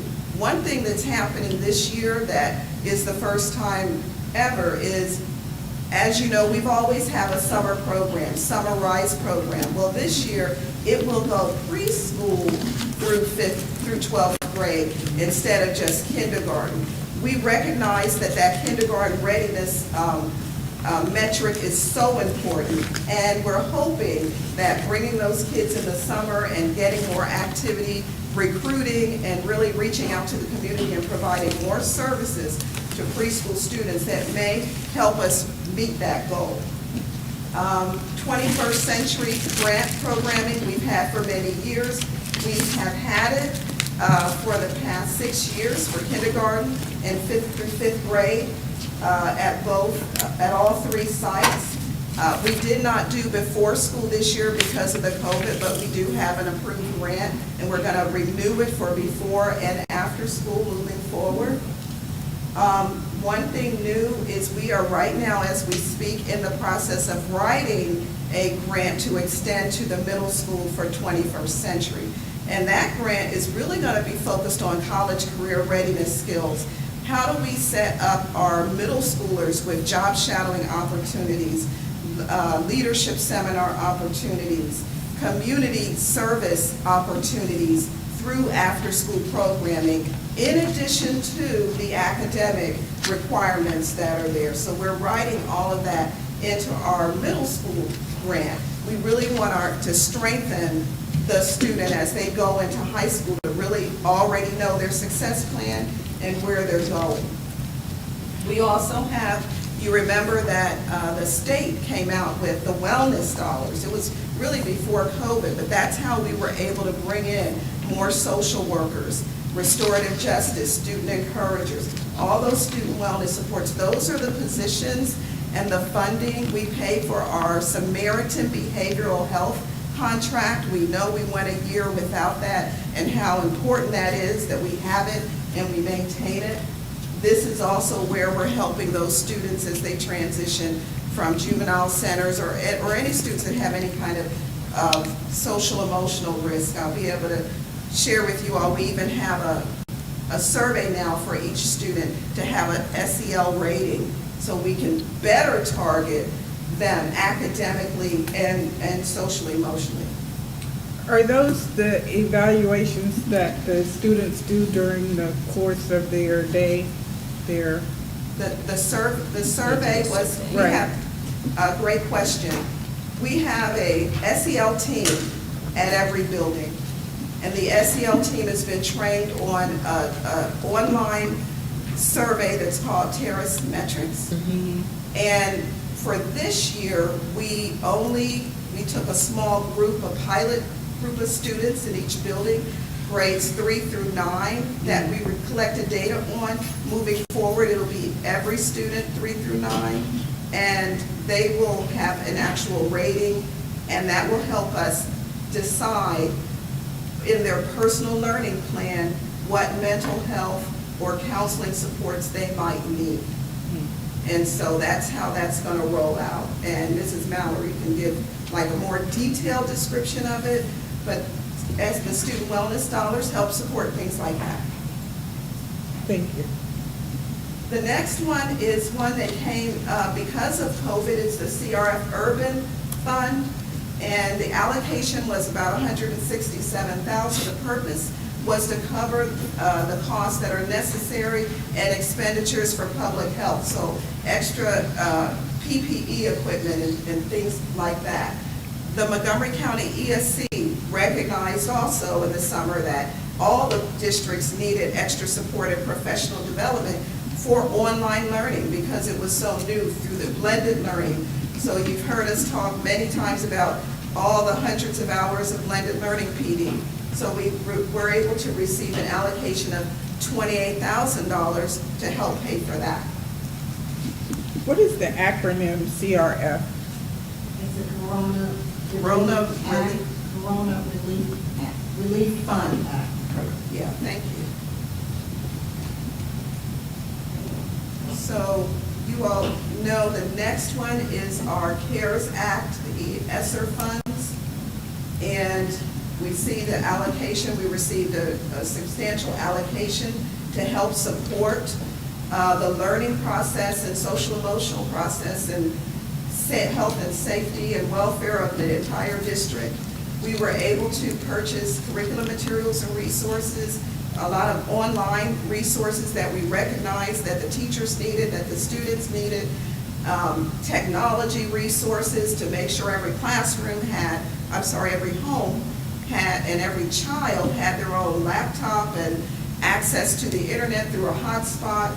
You can remember when we first shut down, we didn't have the one-to-one in every home, and we had some kids with computers, some kids with work packets. We were able to open the year one-to-one using these resources. Parent engagement specialist salaries were paid out of it, social workers, and some of the restorative justice. So we used, some of it was student wellness to pay for those positions, and others was out of the CARES Act ESSER fund.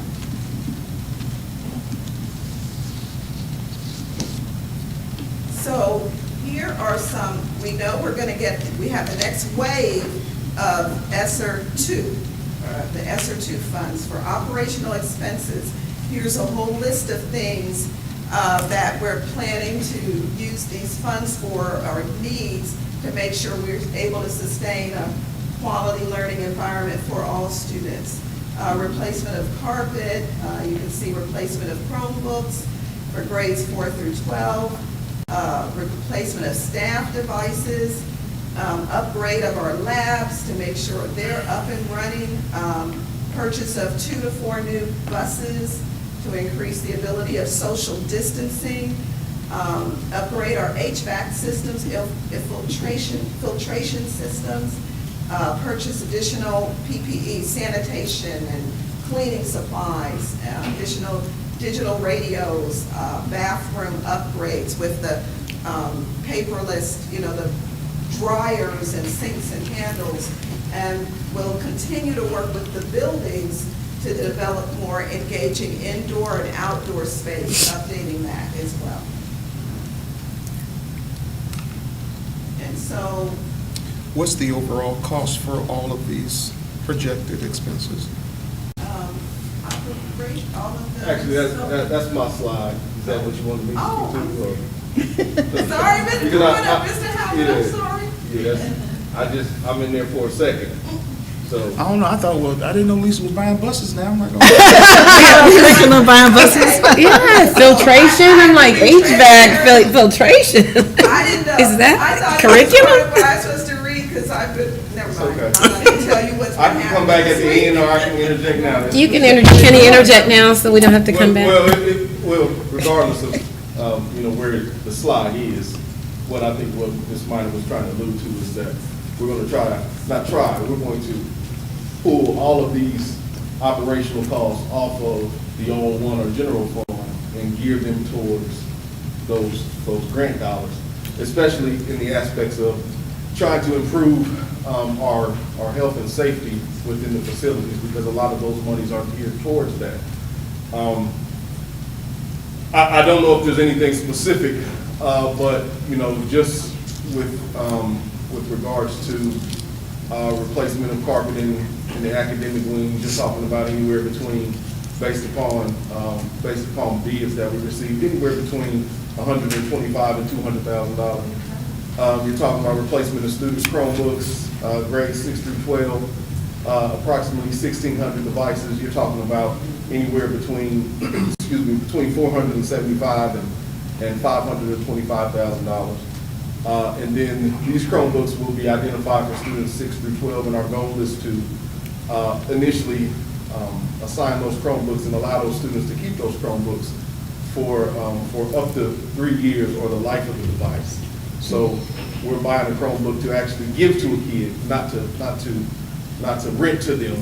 Well, I hate to use the word rent, but not to let them borrow from currently kind of what we're doing now. Upgrade the student labs. The purchase of the two to four new school buses with these ESSER funds and us having the ability to utilize these funds to purchase new buses to, number one, of course, continue to update the fleet, but also, as we have discussed prior, we do have some concerns with the attendance and the promptness of open enrollment students coming into the district. So the purchase of these new buses will allow us to put together a hub-type process where we go into, most specifically, the city of Dayton and establish 3 or 4 or 5 hub points without jeopardizing and losing, some of our ability to manage this fleet within the district. A lot of people don't realize that Trotwood is 29 square miles. And with that 29 square miles from the back end of Drexel, almost to New Lebanon, all the way to the corners of Inglewood, we've got to pick kids up. And having, one of the parts of my job logistically is having, a certain group of kids at a certain place at a certain time often means, we got to have the right amount of people and the right amount of equipment to do that. And with purchasing these couple new buses, hopefully it's just 2, based upon when we sit down and look at the logistical points. We can start picking up kids, especially from the open enrollment standpoint, as early as 6:30 or 7 o'clock in the morning, and have 2 or 3 or 4 hubs in the city, and we can get those kids to school on time. So that is something that we have planned to pilot this summer with the summer school program with the hub, and just to kind of see what are the most the highest, I guess, populated points in the city where our open enrollment kids are coming from, and then identifying some locations where we can go and we can pick kids up and bring them into the district. Continuing to upgrade the filtration systems. If you look at some of the designated costs for these buildings, that was one of the big ones that the federal government intended for us to use. We have already done that in all 6 of the buildings. We expended those funds a little earlier in the year. This year, we're a little later in the summer, we're looking at places like the athletic field house, much smaller cost, but athletic field house locker rooms where you have a much tighter space and a group of bodies in there. Continuing to upgrade cleaning supplies for the building, purchase additional digital radios for the networks. You guys can read the rest of those, but those are just this summer specifically. Other than the first one, some of the things that we're trying to get done as the operations department, maintenance specifically. Yes, sir. I don't necessarily have fault with any of the issues or in any of the projected expenditures, because I know we have to use ESSER dollars, for, especially due to COVID, for the specific reasons they give it to us for. But each one of these line items, when we suggested in the finance meeting that we wanted to know what the overall estimate was of dollars spent before spent, like each one of these things should come with a line item of, okay, if the goal is to buy 2 to 4 new buses, what is the cost of the 2 to 4 new buses? Or what does it cost to run those additional 2 to 4 buses? Or what is the cost of the air filtration system? Like, this is nice, but it doesn't give us. Well, I think you also have to understand we're still in the point of we're still gathering information. All of these things, I have to go through an actual verification process of soliciting quotes, formal bids, so on and so forth. So when I give you a guesstimated range, I give you that based upon some of the things that we're starting to receive. Within the next month or so, I will have some actual dollars that the superintendent or the treasurer can share with you with regards to that. But a lot of these things at this point, we have to go out, especially using these federal dollars. We have to follow a real a real distinct process. with No, regards I to, get you it, know, I get it. money.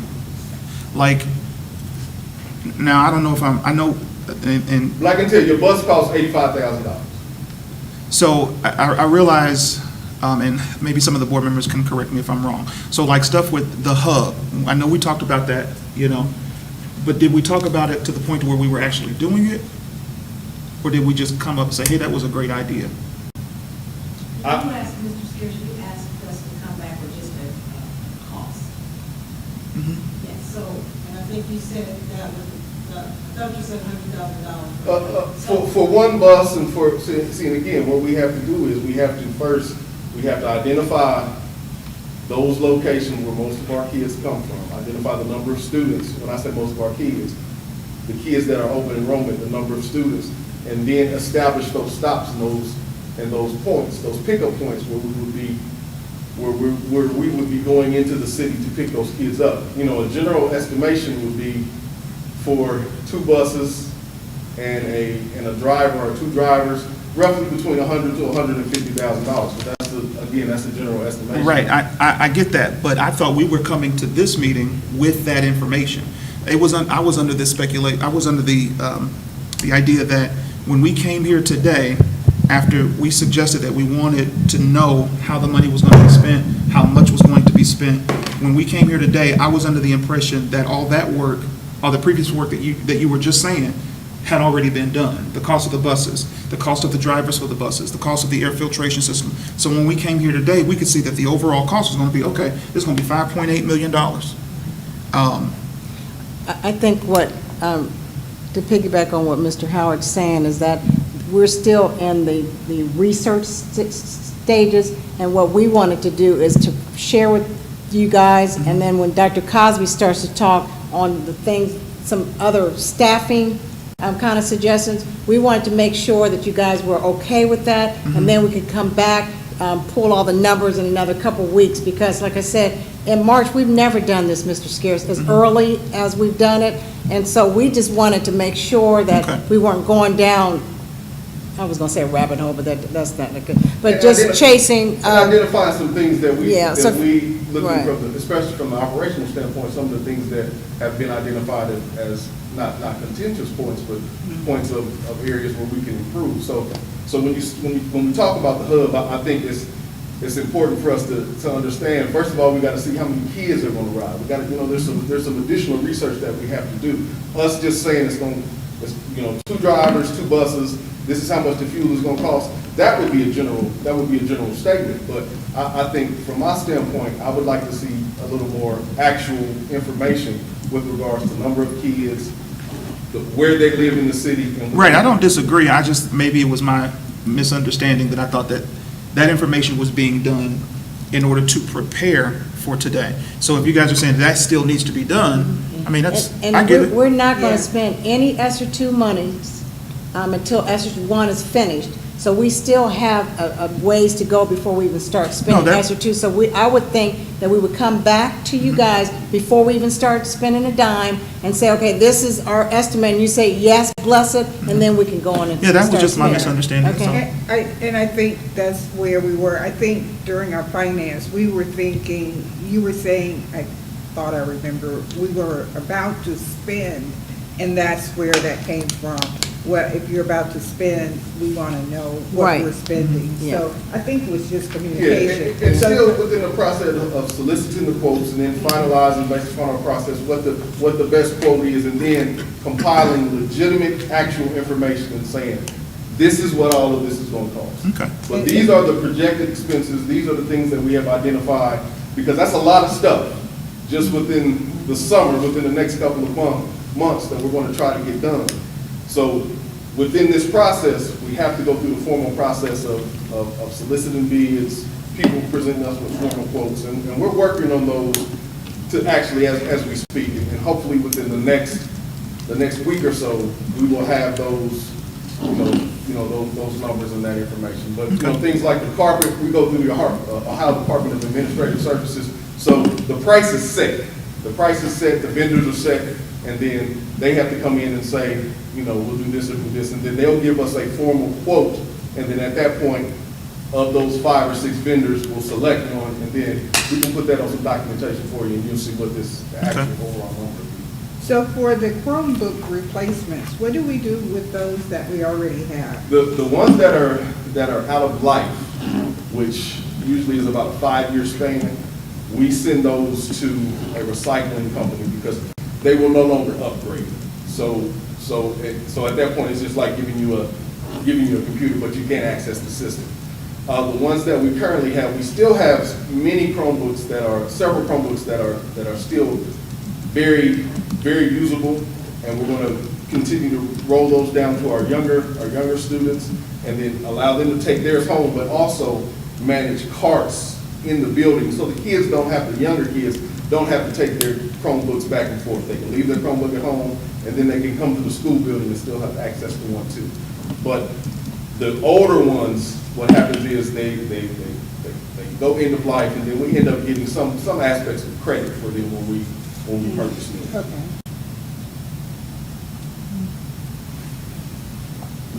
Any more questions? Filtration system has already been installed in all of the buildings, and those are some of the things that were identified through the ESSER monies. And then, like I said, just getting some of those smaller areas, most specifically like the field house and the locker rooms, where you have a small space with sometimes a larger group of kids in there. But these are just, again, some of those things for next summer that we're looking at, and we can definitely have some hard numbers for you within the next few weeks or so. It kind of sounds like you have that, and then of course it sounds like Dr. Cosby has some academic initiatives, and maybe you're going to prioritize what you have to have Absolutely. based on what you have, and then you'll compile Yes. how much things will cost Absolutely. and come up with it, is what it kind of sounds like. So this is our big picture. This is our goal. If we can get everything done and have it all tied up by the end of the summer, that would be great.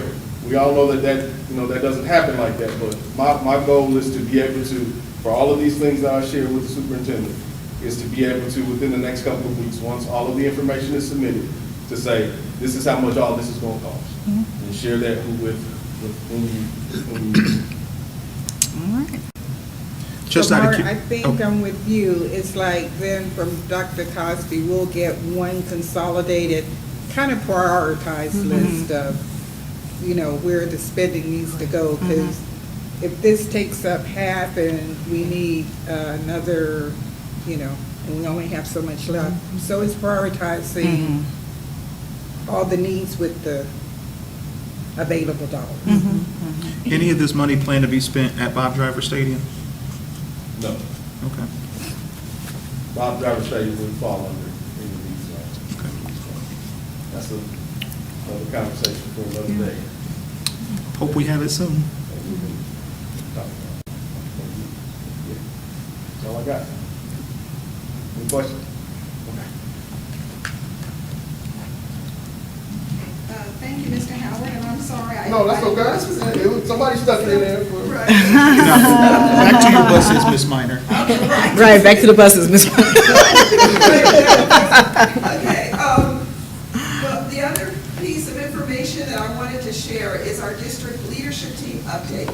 And as we all know, that's our district leadership team that comes together monthly to go over the data of our academic and cultural behavioral goals. And so what's happening now is we are in the process of analyzing our data that we just received this week. Actually, we just finished spring benchmark data. And so the buildings are working on a needs assessment that helps us plan our comprehensive improvement plan for the year. What you see on this document is information that we analyzed at the last meeting in January. Our third grade reading, our graduation track, that was as of the semester, as of December. We have pending benchmark data that we just completed, and we also have a sample attached of SEL data that I discussed from our Terrace metrics from just some grade levels. So So the big important thing that's happening now is we're looking at our data. What has happened pre-COVID, post-COVID? Have we gone up? Have we gone down? Where are their strengths? Where are their areas of improvement? All buildings are now working on their one needs assessment that will come together in April with all the data to plan our comprehensive plan. So when we looked at the information that's on here as far as our really dug deep into our third grade reading, which you can see because of COVID, there's a little chart on the back, and you'll see how many students were enrolled and how many were not tested. So 184 enrolled, but 60 did not test, maybe because of COVID. We did bring students into the building, but not all students were able to come in. I'm And sorry, so- which slide are you on? I don't think they sent a It's not on the slide. system. I'm just It's like, not- yeah, that's why I'm like, I'm sorry. It's the Yeah. one sheet. it's the one, It's a one-sheeter. yeah. It's the one sheet. Yeah, so it's like a summary, really a highlight summary of what we're doing with the DLC. Okay, this is got it. There is one typo that I just noticed on the form where it says the last column for fall 20 for third grade reading should read 21.70 instead of just 1.7, which is aligned to what's on the front page. We have, as of the fall third grade reading test that they took, of the students who were here, 13% were proficient and 21% met promotion. We met the promotion level, which is different for ODE. So we're going to do the state testing again. Obviously, they're not penalizing any students for not reaching proficient as far as that third grade guarantee, but this is data we really look at closely. That's like a preliminary thing, and then we have our MAP data, which is what we're collecting now after their spring testing, that'll really drill down to tell us what are the needs. So what I'd like to do is give you, based on all of the analysis, what were the team priority goals from looking at all of the preliminary data from the semester, because we still don't have our spring data yet. If you look on the back, there are 4 bullet points that our DLT came up with that our plan must address in order to raise student achievement and help with the social emotional wellness of all students. The first bullet is college and career readiness. What's the root cause? We need to align the district. We need to make sure we're looking at data all the way through and being preventive instead of reactive. For example, instead of waiting until now and say, oh, we've got 50% of our kids not ready to graduate, we want to catch them as soon as something starts to drop, as soon as their grade starts to drop, as soon as their attendance starts to drop. Or if their academic achievement scores are low, we want to help them immediately. And that's from implementing and using, with accountability measures, an early warning system and multi-tier systems of support, which is what we're working on. That means at every level where a kid is, whether they're above level, on, or below, there's a personalized plan to help them get on, to help them grow and achieve. So that college and career readiness is where we are providing more opportunities. You know, we've expanded our career tech programming.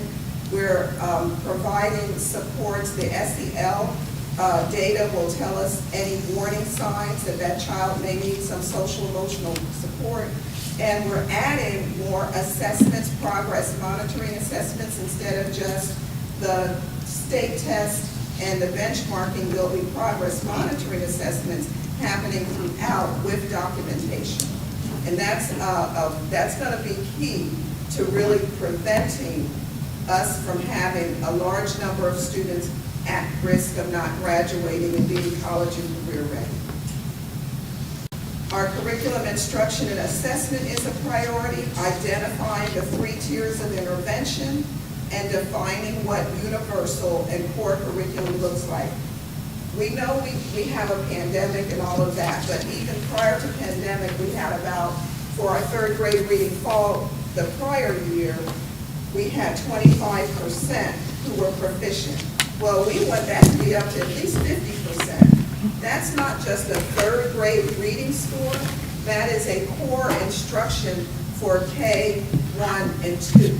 So we know that's important. How do we define that? Does every teacher know what that looks like? Are they providing the classroom interventions needed? That's where that discussion will have to go deep and make sure our plan is aligned to making sure that happens.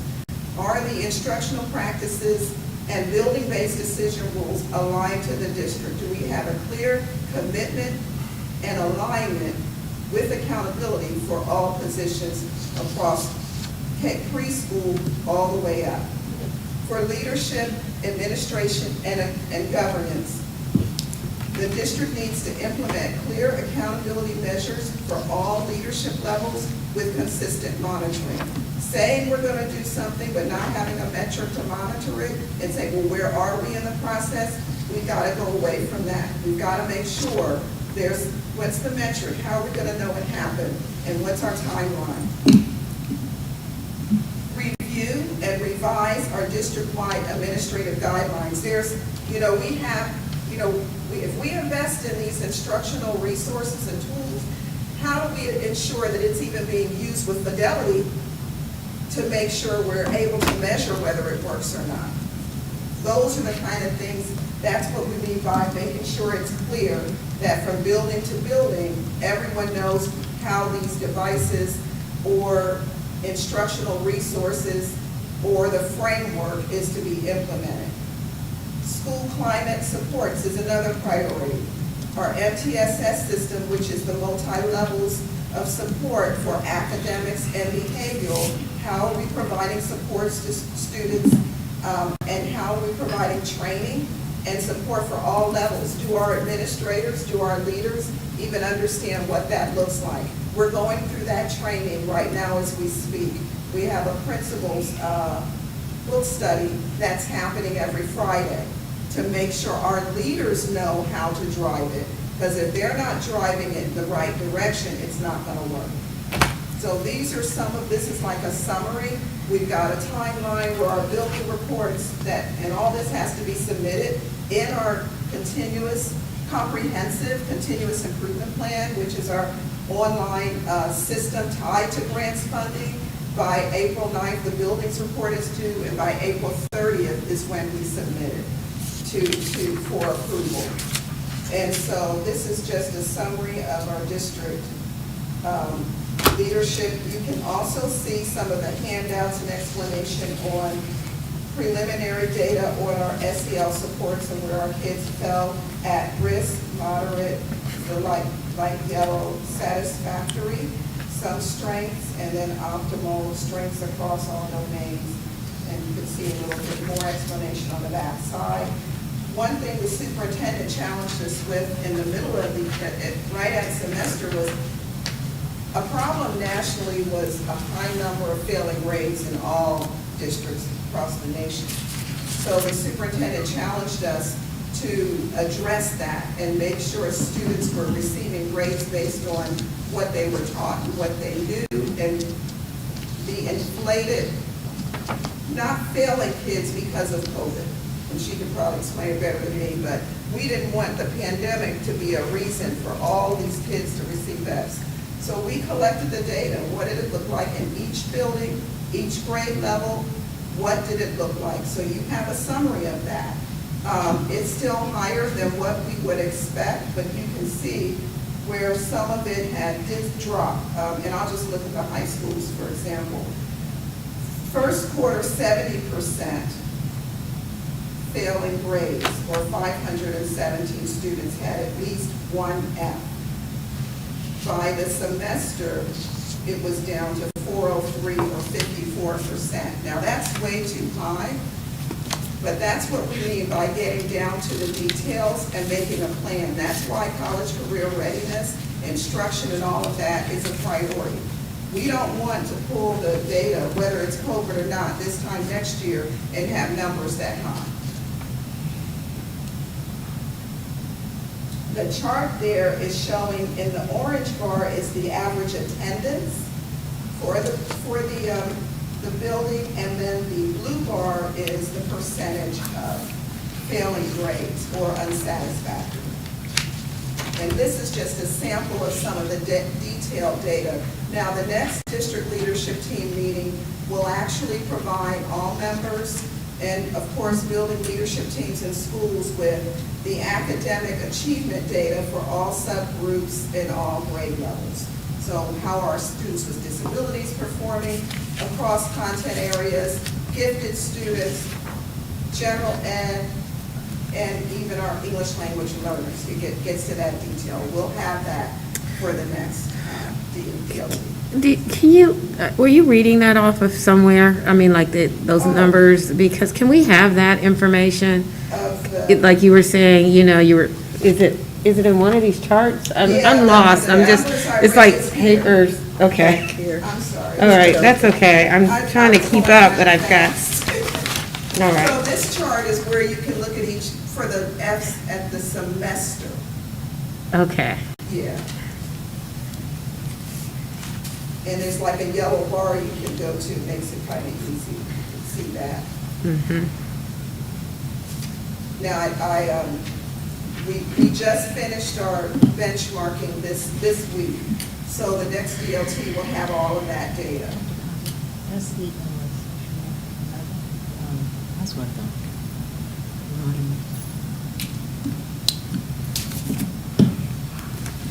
So if I look on here and look across, and the first one that says percent of all the grades that were viewed, only ELC and Madison Park had any numbers. Is there a reason Yes, for that? because they don't give the letter grade F, they give a U, unsatisfactory.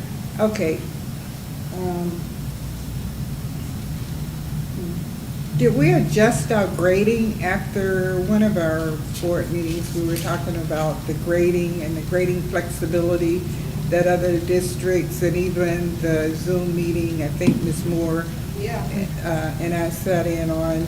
So even after, and was that consistent across the district? Did we send out district instructions on that, or was it building by building to determine how they wanted to do grading? I'll let Dr. Cosby speak to it because she kind of led that whole. Yeah, so we met with all the principals and we did tell them that they needed to assess our students on what they had learned. They needed to do, a more relevant type of assessment and not just go by the grades and not allow teachers to fail students because of attendance or because of, maybe not bringing in a certain number of assignments, but to do an authentic assessment of where they were. And so as it turned out, most of the buildings, they did make some adjustments to the way that they were doing things already. Some things were already in place in some of the buildings, but everybody had to adjust at that time and do authentic assessments for the students who had Fs. They didn't do it for all the students, but students who had Fs, they were, to do that. So it is a little bit confusing when you first look at this, but if you go to the high school and you'll see the first row, and then you can see that there was some changes. So if we looked at 517 is where they started first quarter. And then remember, this all happened like at the end of the second quarter when it became very obvious that a lot of students did have failing grades and what are we gonna, do, how are we gonna support them? And so at the end of that second quarter, they were down from 517 students with at least one F to 460. And then ultimately, their semester grade came out with 403 students who had at least one F. So the numbers did go down. We have continued that practice, and so the buildings are still, not supposed to be counting like the number of projects not turned in and zeroing them and things like that. But instead, they're supposed to be working with those students to authentically determine what they know. So. What, and forgive my ignorance if it sounds that way, but what prevents us from using the same thing that the ELC uses in the other schools? In terms of unsatisfactory or satisfactory? You mean for the older For the kids? rest of the kids? I think it's because they have to compete for like college and scholarships and things like that. A lot of people say that, I mean, you know, after the letters they do, they're not very consistent. I don't like them for the report card for the district, and there are other ways that people do assess. And that's one of the things that we're talking about, how we're gonna make a change, but that's what it is now. It's the younger grades are able to not have to have the A's and B's, but as they get older, and they're competing with people with those letter grades. And again, I'm not a teacher or an educator, it just seems like that is very advantageous, especially, I mean, if it works, I get why it works for younger grades, but I can also see why it would work for older grades as well. So, I don't know, I was asking, just asking. There are places that do use like pass or fail systems, but the institution just has to convert it, you know, so like, I think Antioch might do it. So like Antioch would have like maybe a pass or fail, but then if people want to transfer those credits to a school that does an alpha system, then they would have, Antioch has to translate it to an ABC like that. Yeah, and they do that with notes, progress notes, along with the pass or fail, and accomplished or unaccomplished. So there's ways to do that. I took a class, a couple of classes at Ohio State, where that was the grading scale, and it was kind of complicated. And a lot of people had a lot of problem with it because they wanted to see a more definitive assessment, like an A, B kind of thing for their work. So I've seen it done too, but it gets to be a little controversial because everybody's not into it. So a lot of times you're trying to present that to somebody who's just not, It almost sounds like and they're not interested in getting it, and it gets kind of complicated. It sounds like there's a paradigm shift that's slowly happening. It is. To that, or something like it. So I don't know, maybe. Well, for example, I think California, is the first one that's not requiring students to do SATs and ACTs as a requirement to qualify to go to college. And other people are kind of looking at it, and, you know, there's some can't imagine how you could possibly live without that, but they're looking at the fact that there's too much emphasis placed on it, and then when you look at what it was originally designed to actually assess, it's kind of unfair. And then you factor in students who have test anxiety, things like that. So you're right, there's starting to be a shift. It's kind of slow, but there's a lot of talk, and there's some movement in different places. Dr. Cosby, I have a question. On the columns that you were referring to, how do you feel, or how does the are you comfortable with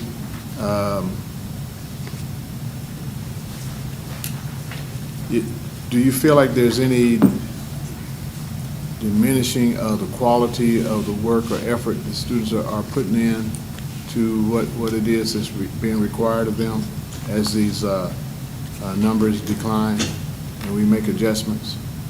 No, I don't think so. Again, that is the data that we're still getting. I know when we get back, middle school is doing more testing. So we have a lot of testing that actually find out what's going on. But I know what you're saying. Is it like if we ask the teachers, you know, to do authentic assessment, is it like we're saying to them, you cannot fail a student or things like that? Because, you know, one or two teachers did push back and feel like, you know, when you're asking me not to take into account, you know, all the things that I've done. We had some teachers who had, you know, I think one teacher verbally said she had 60% of her kids, you know, failing. And she felt like there was a reason for that, but in fact, I felt more like what should you be doing different if 60% of your classes failed? So I think some of it comes down to teachers looking at what they're used to doing forever. So like we're saying, we're going to grade them for participation, we're going to grade them but not mastery of the work. And so that was the question. What do they really know? We know if you've been a teacher, we know that there's some kids who walk into your classroom and they're already proficient in what it is you're teaching. And so if you really went on and graded them then, it may be time to move them up someplace else. They don't need to be there. A lot of those kids sit in those classrooms and then they get zeros for not doing work. They get because they're misbehaving, because they're doing things they shouldn't, versus just what have they learned, what do they know. We give grades for behavioral issues?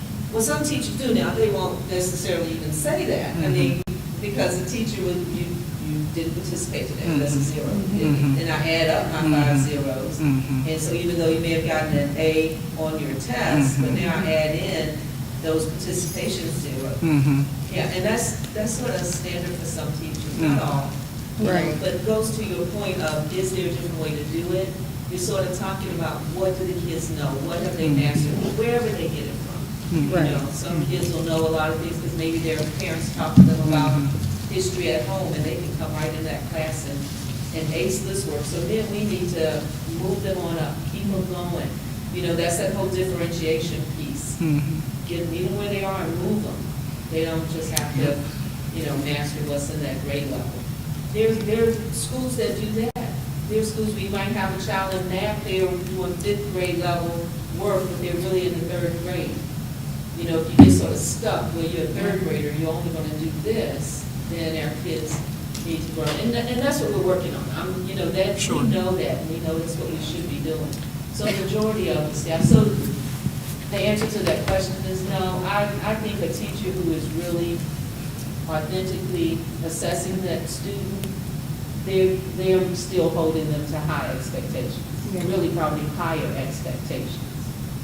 Well, I'm glad to hear that. I'm not sure that we've always thought that. I think it just kind of, maybe it's just now coming out, because I know a lot of teachers were great, taking off points for, I don't know, having a hat on or something. I'm just throwing stuff out there, So now that we're really getting down to it, that maybe a uniform or a hat shouldn't have points taken off, and we need to get down to mastery. Now we're getting down to the truth. That's almost cringe. And that is true, because even for those students that maybe got kicked out of the virtual classroom because, maybe they had a blanket, well, there's things to consider, like maybe there's no heat in the house. And some things we have to be sensitive in when we're looking and we're, calling out a student for different things. That's part of that social emotional, don't call me out, in my home. And so, and the other part of that is, it says 21% pass. Pass. Board 80% fail. Yeah. And this has happened for so long that when we say outside the box, It's, for me, I don't know. But another part of this piece, I believe, is the virtual test. It is the virtual. So out of a normal class day, they have total interaction, right? So how many hours do they get of in-person Zoom for English, for math, for social studies, for science? So let's look at that to say, are they really being homeschooled by themselves for a lot of this and being asked to read this science project, then take the test? Let's be real, okay? Are we asking them to read so many social studies project and then take a test? So who is it that their engagement? So let's think about how much engagement and who is the student really engaging with? If their parents are at work, and yes, they can reach out because teachers will say, I am available. And students will pull some of those students back into a small group. So I take nothing from that. But I'm just saying in the overall picture, let's be real, real honest with ourselves in what is really happening. So if we want to fix it, we really have to get to, what did that look like? Why is it happening? And how do we fix it? Right, I agree with you, Ms. Jeter Freeman, and that's why we instituted just, a few months ago, the walkthroughs, and we gave the principals, again, having to do 10 a week to get into those rooms and see what is actually going on, and then to understand how much time, because you're right, I know that there was like a set amount of time, 25 minutes, and then you break and do some work, and then come back. And if that process was just on paper, but not actually happening, which I'm sure that, when we do compile that data, we're going to find out that that was some of what's going on. And those then are those intentional conversations with their principals, assistant principals, with their staff about what are you doing. And now, we do have students back in the building, and we still have some who are at home, and teachers are figuring that piece out. But when I do my part, we are going to sort of talk about how we're planning to fix that. Yeah. I have a comment. And Dr. Cosby, I don't know, and you might cover this in your presentation, but because of such high failure rates, are we considering doing 5-day-a-week school? You mean now? Yeah. For the rest of the school year? Yeah, I mean, I'm just, I'm looking at these numbers. I'm looking at what we were doing during COVID. Now people have been vaccinated.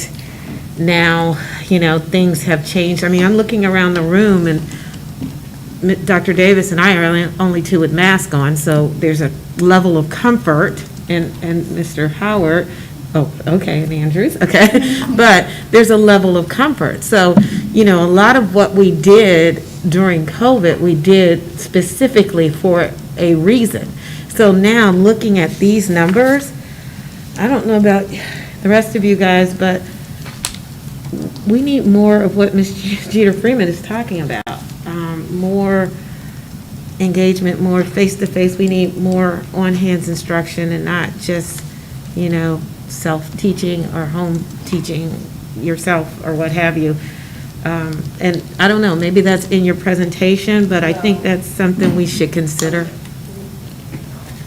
It's not in my presentation, and it's not that, I don't think that, like you said, we're not more comfortable in having been vaccinated, we are. Yeah. But the parents who chose to keep their kids at home, even when we're doing the 4-day, they're not going to bring their kids. Well, I'm talking about the ones that are there.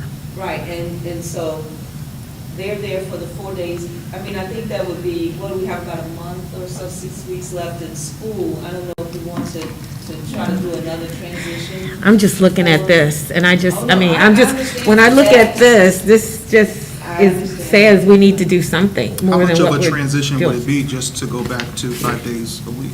Yeah. Well, busing, food would change, and the teachers are still expected to do the online and the in-class. And if you remember, that day is for them to do, planning and PD and things that they need. And they really do need these things. I think that for us to assume that our teachers were prepared to do all this, they weren't. And so we're training them and working with them. We can consider that. I don't want to make, a decision on my own without talking to all parts of this team, and then we hear from you. Thank you. And I can get back with you on, like you said, what would it take? Yeah. So I don't mind. Let me ask this question, and this is just for clarity's sake for me. So the average building attendance, that's from when? This report is as the first semester, and so that's online and students coming in. I mean, we were. Okay, that was what It's kind of both. It's like, because a challenge nationally, we know, is attendance. When did the kid really log in? Are they on all day doing the work? So you see an obvious challenge because of COVID, but I just wanted to make a point. Those were the attendance rates. But that's the overall? Yes. Okay. Yes. And so that gives more discussion on how are we targeting those students and meeting their needs, because you can see you've got the percentage of Fs, and then you've got the attendance, so. You know, and I also think about my son at the ELC, you know, his teacher, who is phenomenal,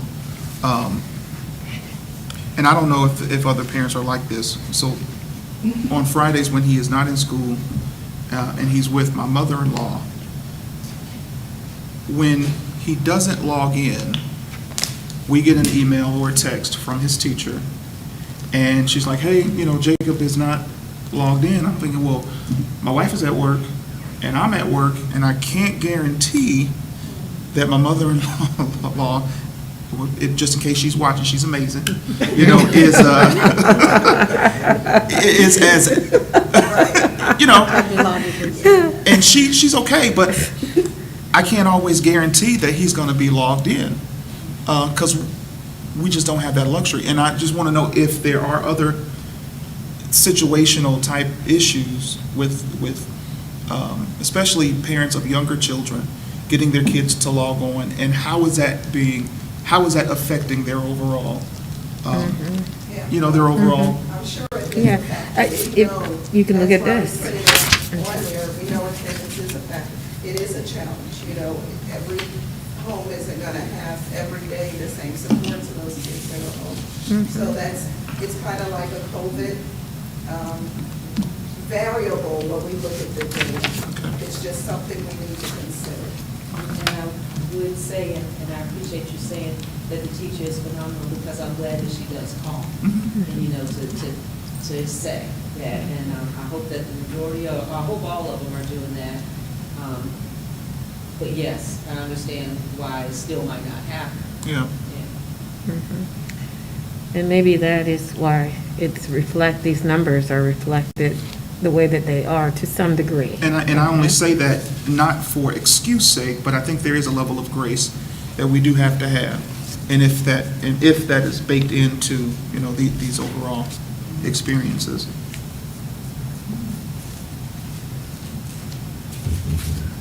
Okay, the only other thing I wanted to provide just as information, and I know for the sake of time, not to go into detail, but I wanted to give you a preliminary draft overview of summer programming at this time.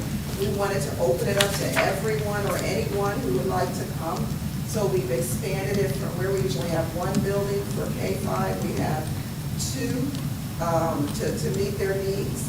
And one will be at Madison Park for preschool through fifth grade, and then Westbrook will be K through 5. And we're looking at the data, and they'll be grouped based on needs. So each building will address those specific reading and math needs to close the gap. We're also still discussing what do we do for those families who still don't feel comfortable with their kids coming in, what kind of virtual opportunity for the summer with partnerships and so forth will we provide.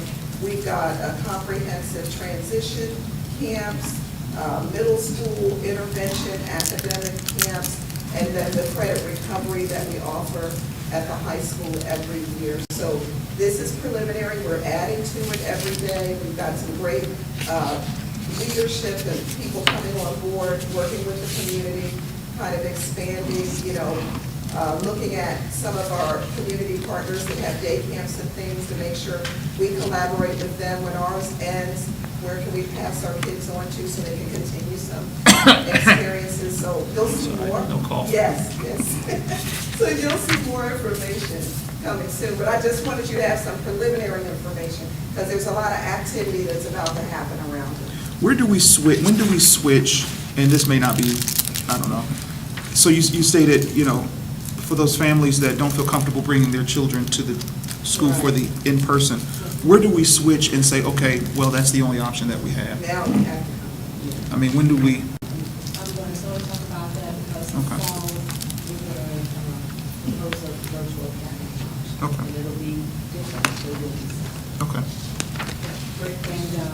And, yeah, and I did want to say, I know that I've mentioned to you before that the governor is wanting us to, the governor has wanted, well, has required that we turn in our close the gap plan and he understands that it will be ongoing as you make some changes, but our summer programming is a major part of that.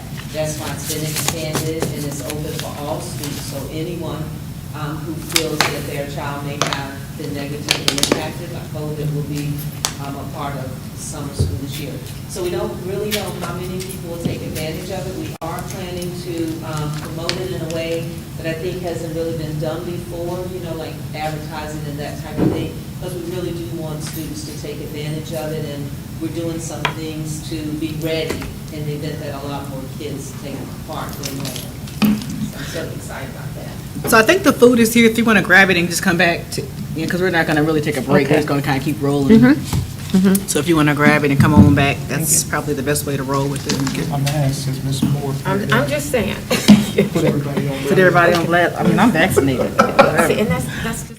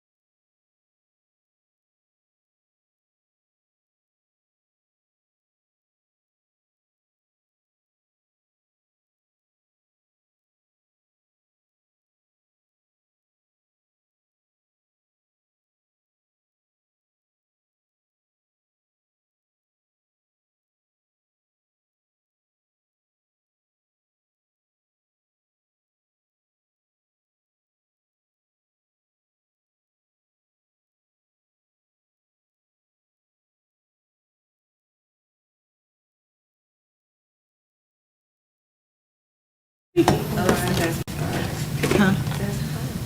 so I've been tasked to talk to us about new academic initiatives, some of the things we're looking at as we move forward. And, I had a little discussion about logo and what we say and things like that about Trotwood-Madison.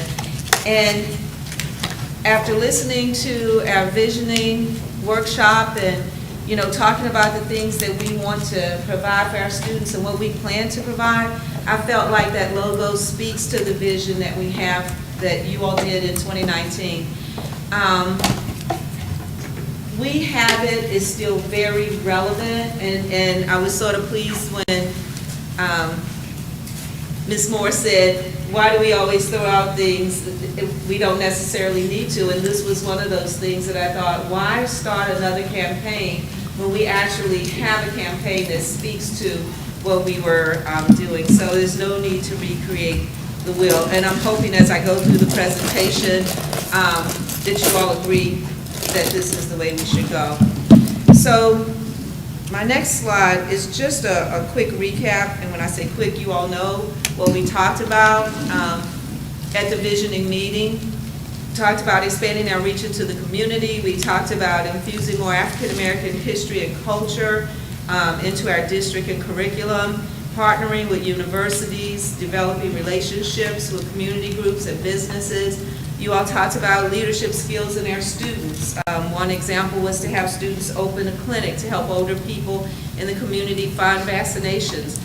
Talked about individual learning plans, honoring more students for academics and leadership, and of course, student voice. So as I go through this, I hope you see those things come out in what we're talking about. I do want to clarify a little bit based on the conversation that has occurred today. I don't have dollars attached to what it is we're talking about. We do have some things that we are going to talk to you about feeling the need to have and why, and what we felt, I believe, and me in particular, felt that we were coming back today to have taken the information that we got from visioning and conversations now with principals and conversations with my directors, and sort of show you the path that we're thinking about walking down. And there's going to be a lot more that will be added to it than, of course, I'm going to talk about today, but that's why you won't see a lot of specific detail in everything that I mentioned. Is because I want you to say, yes, I agree, I think if we go that route, we're doing it. So putting it all together is where we are now, and is based on those things I just mentioned, the board retreat, the discussions, input from principals. One thing that we're working to develop is a survey to go out to the community, to families, to students, and to staff. And I wanted to do that after today to make sure, that we're all on the same page and moving forward in the same way. So, that ESSER 2 money, and we did hear you when you said that you want to know before any money is spent, how we're going to spend it. And ESSER 2 is a lot of money, and so we're going to talk about what we can do, how we can use that money to help close the gap that some of our students may have acquired during this COVID time. So this is purposes of this retreat. I'm going to talk about how it's going to help us achieve our district goals and meet the purpose of the money. As Mr. Scarce pointed out, you can't use it for anything. There are specific guidelines, so we sort of talked about that. Right now, as you know, we have 5 buildings that cover our pre-K-12 student population with a transition every 2 years.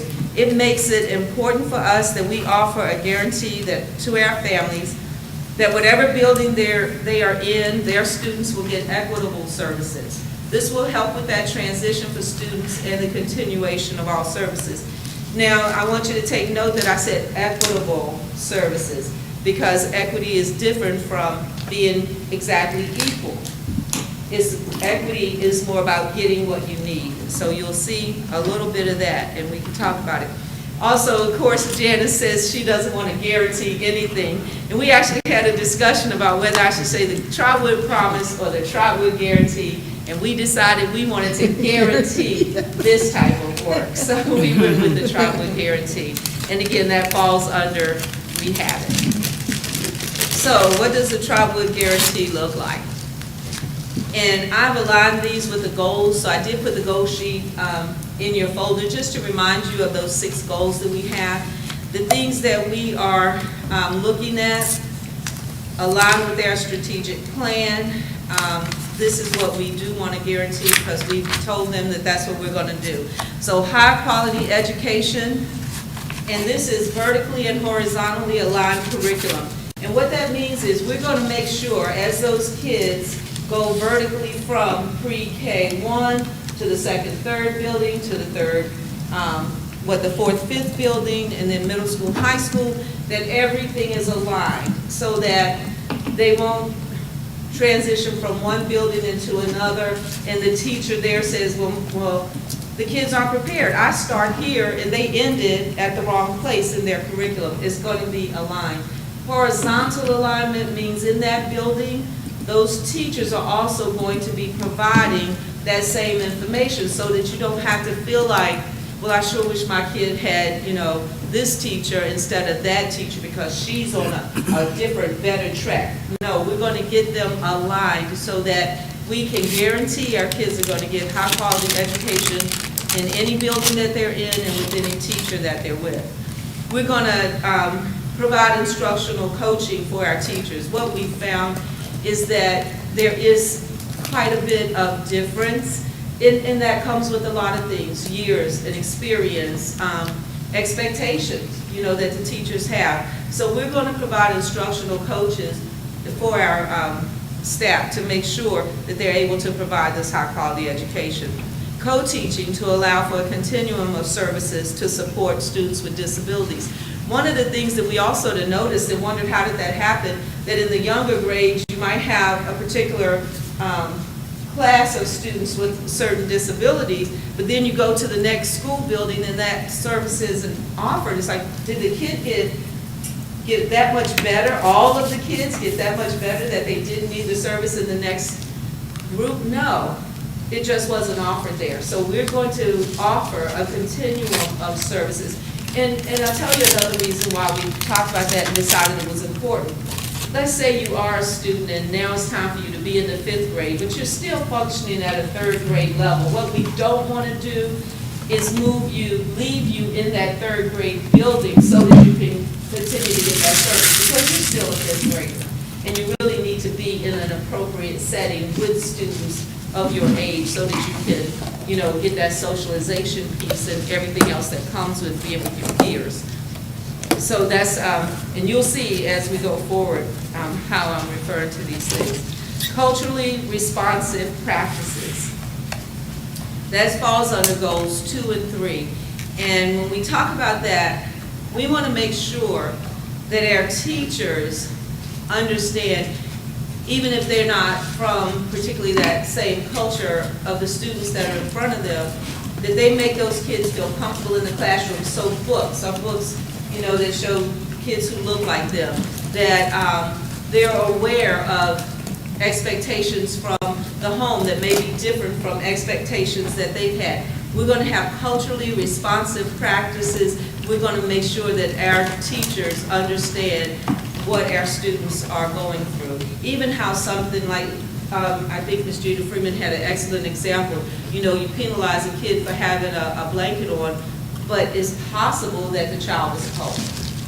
We talked about why some of them don't even want to get on if their background is not what they would want people to see.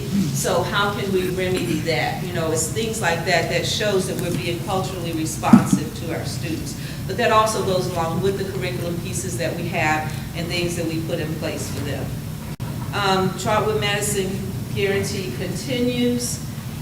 We've talked about this a lot. We want to do student voice, and one of the things I'm going to ask the board, that we want to bring back having a student on our board.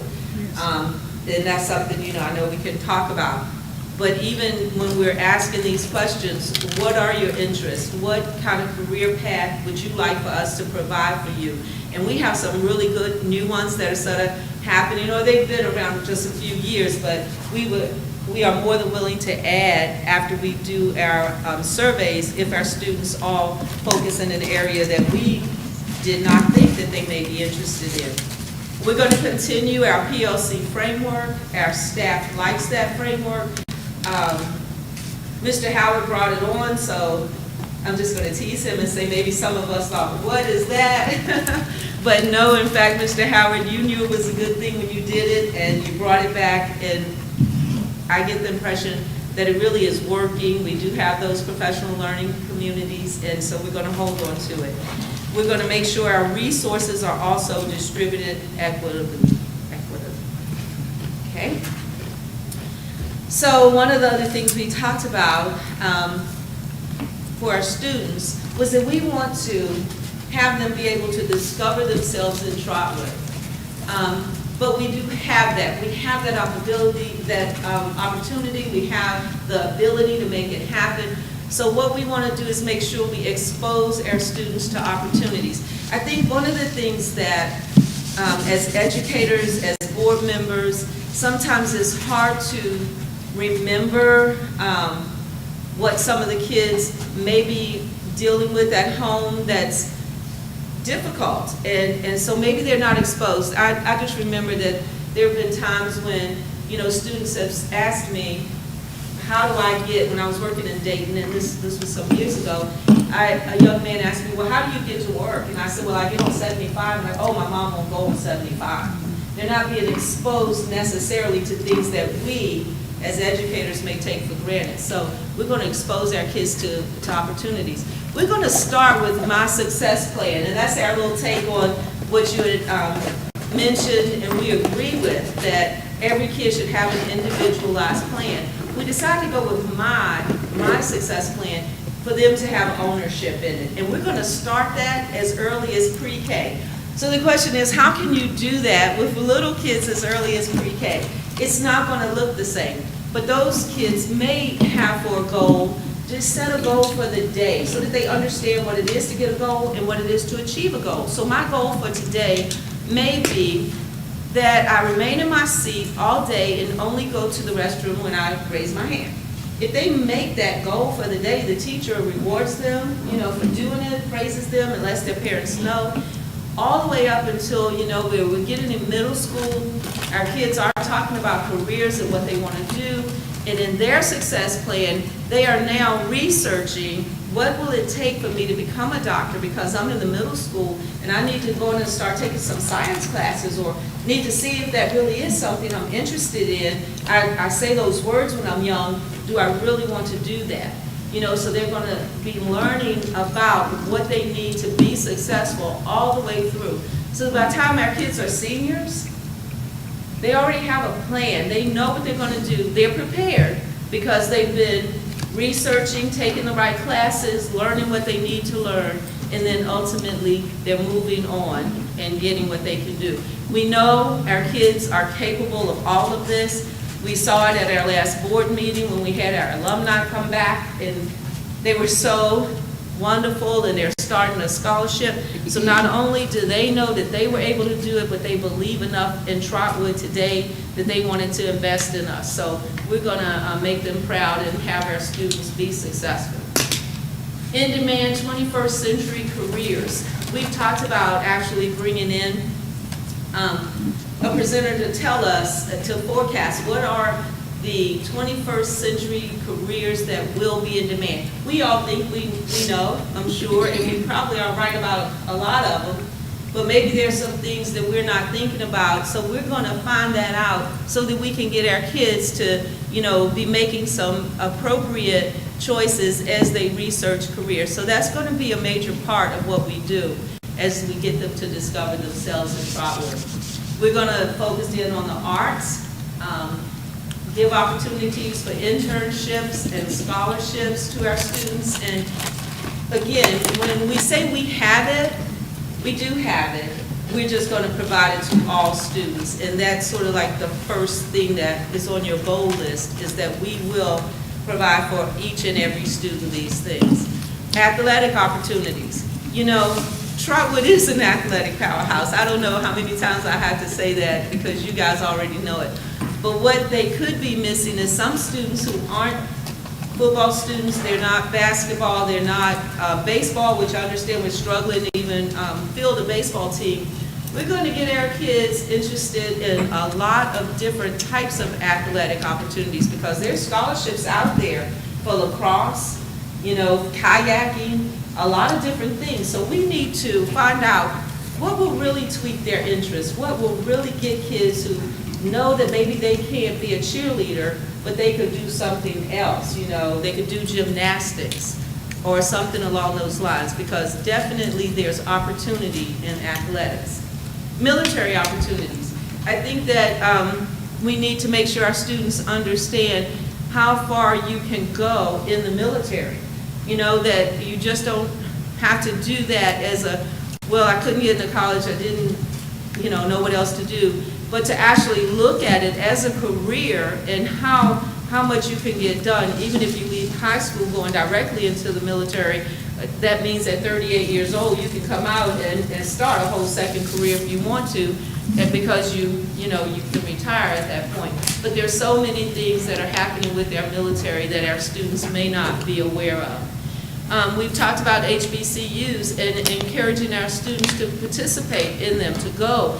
And I'm not the athletic person that a couple of people sitting in here are, so you probably know this person's name. But I think it was a big deal. There was a basketball player who could have went anywhere he wanted to the school, and he decided to go to, is it Tennessee? Tennessee State. Yeah, I saw him on TV yesterday. Yeah.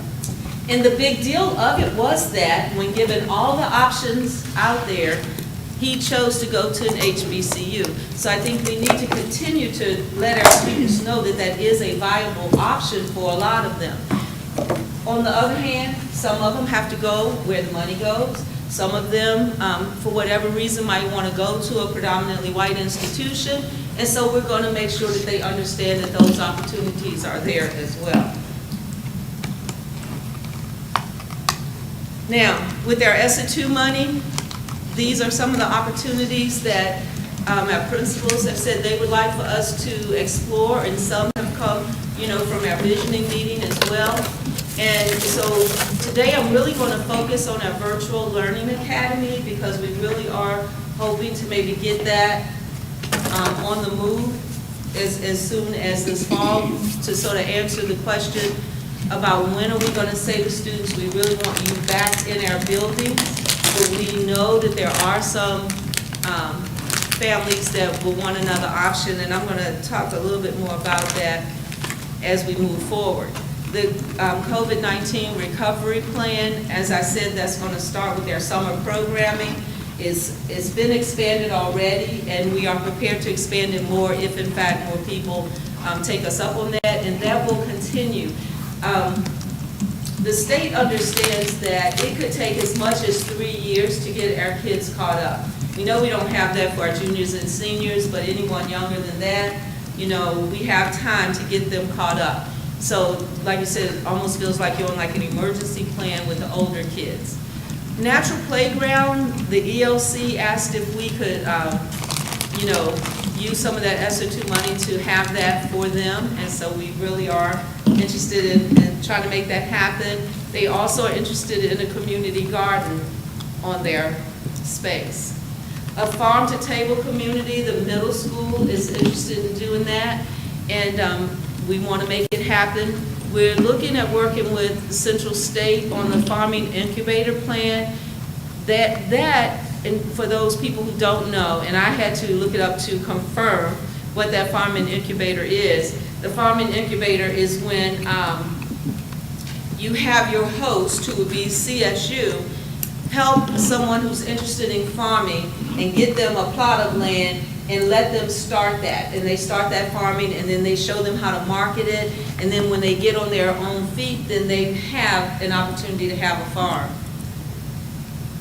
So that's things that we really believe we can get for our staff. Now, I'm going to start at this point to go back and sort of talk about equitable services and what that meant and what that could look like. I don't want anybody in here to get a little afraid when you see these next few slides, because they do talk about staffing. But when we say we want to provide what we want to provide, it's going to mean adding. So, you can see I list the positions, and then you go across and it's the buildings, and it's all 5 buildings. Everything is not the same, because again, we're talking about equitable services for these, for our staff and in our buildings. So the positions, the assistant principal position, we would like to add 1 to every building. We currently have 3. That would mean adding 3 more. ESSER 2 money can support that. Restorative justice, we've decided to hold on to those, and there are 5 positions that are coming out of the student wellness money. The student encourager position, those positions again are already in place, but they will come out of the ESSER 2 money as well, so we'll continue on. Parent engagers, we're going to hold on to them, and we can use the ESSER 2 money to fund those.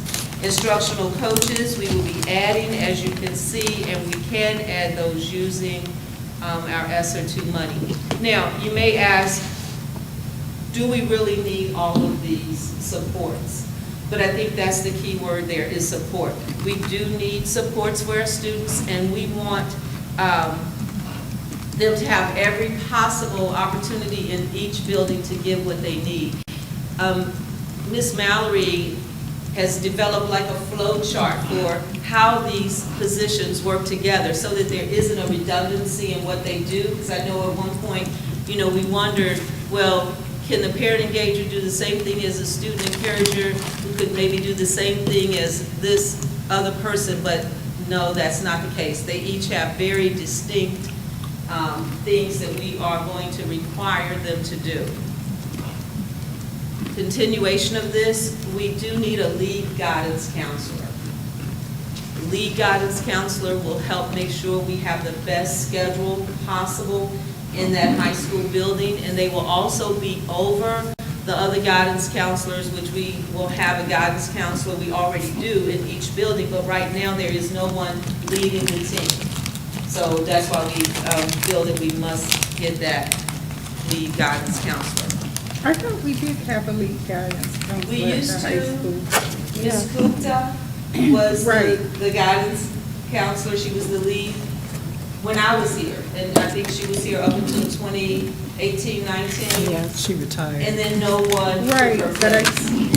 Right. I didn't know that. No, and you can imagine, you know, with no one taking that spot, the positions that they hold are not year-round positions, so a lot of things in the guidance office occur during the summer, and so a lot of things were like sort of not happening that could have been happening, and it is difficult. You pick up the phone, you have 4 counselors, well, which one's going to take on some added responsibility? Well, we love that they all do, and actually we do have 1 or 2 who you can do that with, but I want to make more demands of that position, so I feel like I need someone in that position that I can hold accountable. Social workers, we're going to retain those, and we're going to add intervention specialists. That was that co-teaching piece that we said, to make sure our students with disabilities get all the services that they need. So that would be adding 2 intervention specialists at the ELC, 1 at Madison Park, 1 at Westbrook, and 2 at the middle school and 2 at the high school. That way, all of our special needs classes would have a co-teacher. Okay. And now, we did decide that it was important that we do have those content area labs, so we need an intervention. Let me ask you one teacher. question, I'm sorry. Yes, no problem. For the positions like the restorative justice, the student encouragers, excuse me, the parent engagers, this is in addition to what we already have, or just maintaining? Maintaining what we have, and it will be made clear that these are grant-funded positions. And so, you know, when this grant runs out, and we're talking, is it 24? Well, ESSER 2 runs out in 2023, but they're talking about an additional money, ESSER 3, so that it might be 2 years, but we need to just focus right now on, I know that there's going to be $7 million extra dollars for ESSER 2. And so at that point, we can decide, can we afford to continue it? Did we get out of it what we wanted? But right now, we do have that money, so we would like to continue it. Intervention teacher is different from the intervention specialist, the IS, and this is to do content labs. So we're going to have that coming out of 2 of them. The new ones will be coming out of ESSER 2, and then the 2 at the high school as well. The ones that we currently have at Westbrook Village in the middle school are coming out of title money. Then college and career readiness supervisor, central office position, we're considering that would come out of ESSER 2 as well. That person would be responsible for making sure, we talk about our My Success plans and making sure that we do have fairs, college fairs, making sure that our students get every opportunity that is possible. That would be that position. A technology coordinator, I know that you all know that's been something that's been talked about for a while, and now we're sort of asking if we can get that position as well. When these, Ms. Allen, when these salaries come out of these particular funds, does everything attached to that salary come out of the fund? Yes. Like for retirement, Yes, insurance? yes, Okay. absolutely, yes. So now I want to hone in a little bit on our virtual academy. So at this point, what we're thinking about is that the virtual academy would be totally, separate from what's going on in our buildings. And one of the things that we want to look into, if we get to go ahead with this, is possibly doing one of the storefronts on Main Street as the place to house the teachers, because it would end up being staff that was in that building, and we could take our money, our ESSER dollars, and renovate one of the places and help that, look of our Main Street in Trotwood. So we feel like that would be a benefit to us as a community, not just as a school. So with the potential for 100 to 150 students enrolling, we would say our teachers would be 4 teachers for K through 5, and then 1 intervention specialist, all being paid through ESSER money. Same thing for 6 through 12. And then there would be 1 principal who would cover K through 12. And then a mentor teachers, K-5 would get 2, and 6 through 12 would also get 2. So to staff this, we're looking at 13 positions, but they could all come out of the ESSER money. So what is the purpose of it? We would like to target our target population to be, to compete with local and national virtual and charter schools, to try to get our students who we know go other places to be able to come back to Trotwood and find that virtual learning experience that they want. Trotwood community, currently we have 300 students who are doing virtual in our community. We're targeting them as well. We believe by providing that quality online learning opportunity, it will result in improved community relations and improved service for students who want to do the virtual experience. So,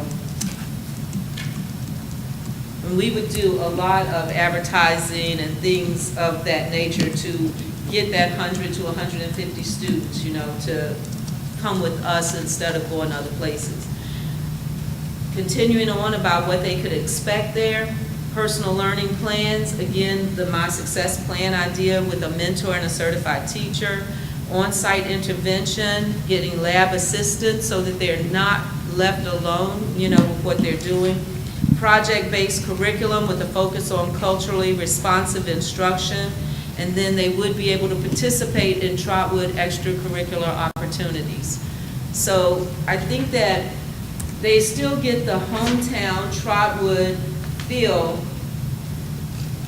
but be in a virtual environment for whatever their reason is for choosing that. You know, a lot of kids now are doing it because of COVID, and we are hoping that by fall, you know, that they're even now, of course, you know, doing the students, doing the younger people. So if everyone gets vaccinated, hopefully it'll end up just being like most other, you know, illnesses and things, and students will plan to return to school.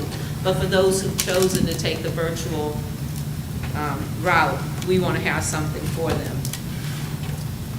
So our virtual learning academy would be fully staffed. We'd have the teachers and administrator. We continue family engagement. We would have a learning coach. We would try to have a lot of community connections there with external partnerships. I know that Ms. Minor, you know, has talked about some really cool initiatives where we can get people, you know, from outside organizations to come in and help, and we're sort of piloting that idea in the summer. So we're going to have some really cool opportunities for our students by partnering with other businesses and groups. The students would receive a laptop with a printer, and then they would have hands-on materials and resources as well, because they will have actual teachers with them. Okay, so that's pretty much it for our virtual learning academy. Do you have any questions about what that might? I have a question about the teachers. So are these teachers the ones, would they be the ones who are already employed here at Trotwood? We would probably, we would definitely have to post it. And so if they were interested in it, they would get the opportunity to, you know, apply for it, for the position. But a lot of these, we're thinking, are going to come from other places, so probably won't change our staffing numbers and our need here in the district. Okay. But we would post it and allow them to apply. And then we would have to do perhaps PD for those teachers coming from outside to learn how to be a virtual educator, because that's the same, that's not the same as just teaching, you know, it's a whole other ballgame. Okay. Right, so there would be PD involved in this. And also, you know, just like you said, we're talking about people who we want to be a part of this community, so they're going to have to participate in not just how to teach PD, but also what we consider culturally responsive. You know, we're looking at a lot of PD to work with their staff on some other types of issues, and they would be involved in that as well. So they would be part of our staff in that respect. Yes? I have a couple, well, several questions, observations. First of all, I like what I'm hearing overall, and I want to go all the way back to the first page of what you were doing, because it's not numbered, but it has the high quality education goals 1, 2, 4. Yes. Okay, under the bullet where you're talking about instructional coaching, I think that's important, but I think also there should be something added in there that what we're really going to need are coaches that are going to be, I had relevant, but your word I think is better, culturally responsive. We've had coaches in the past that just didn't have a clue.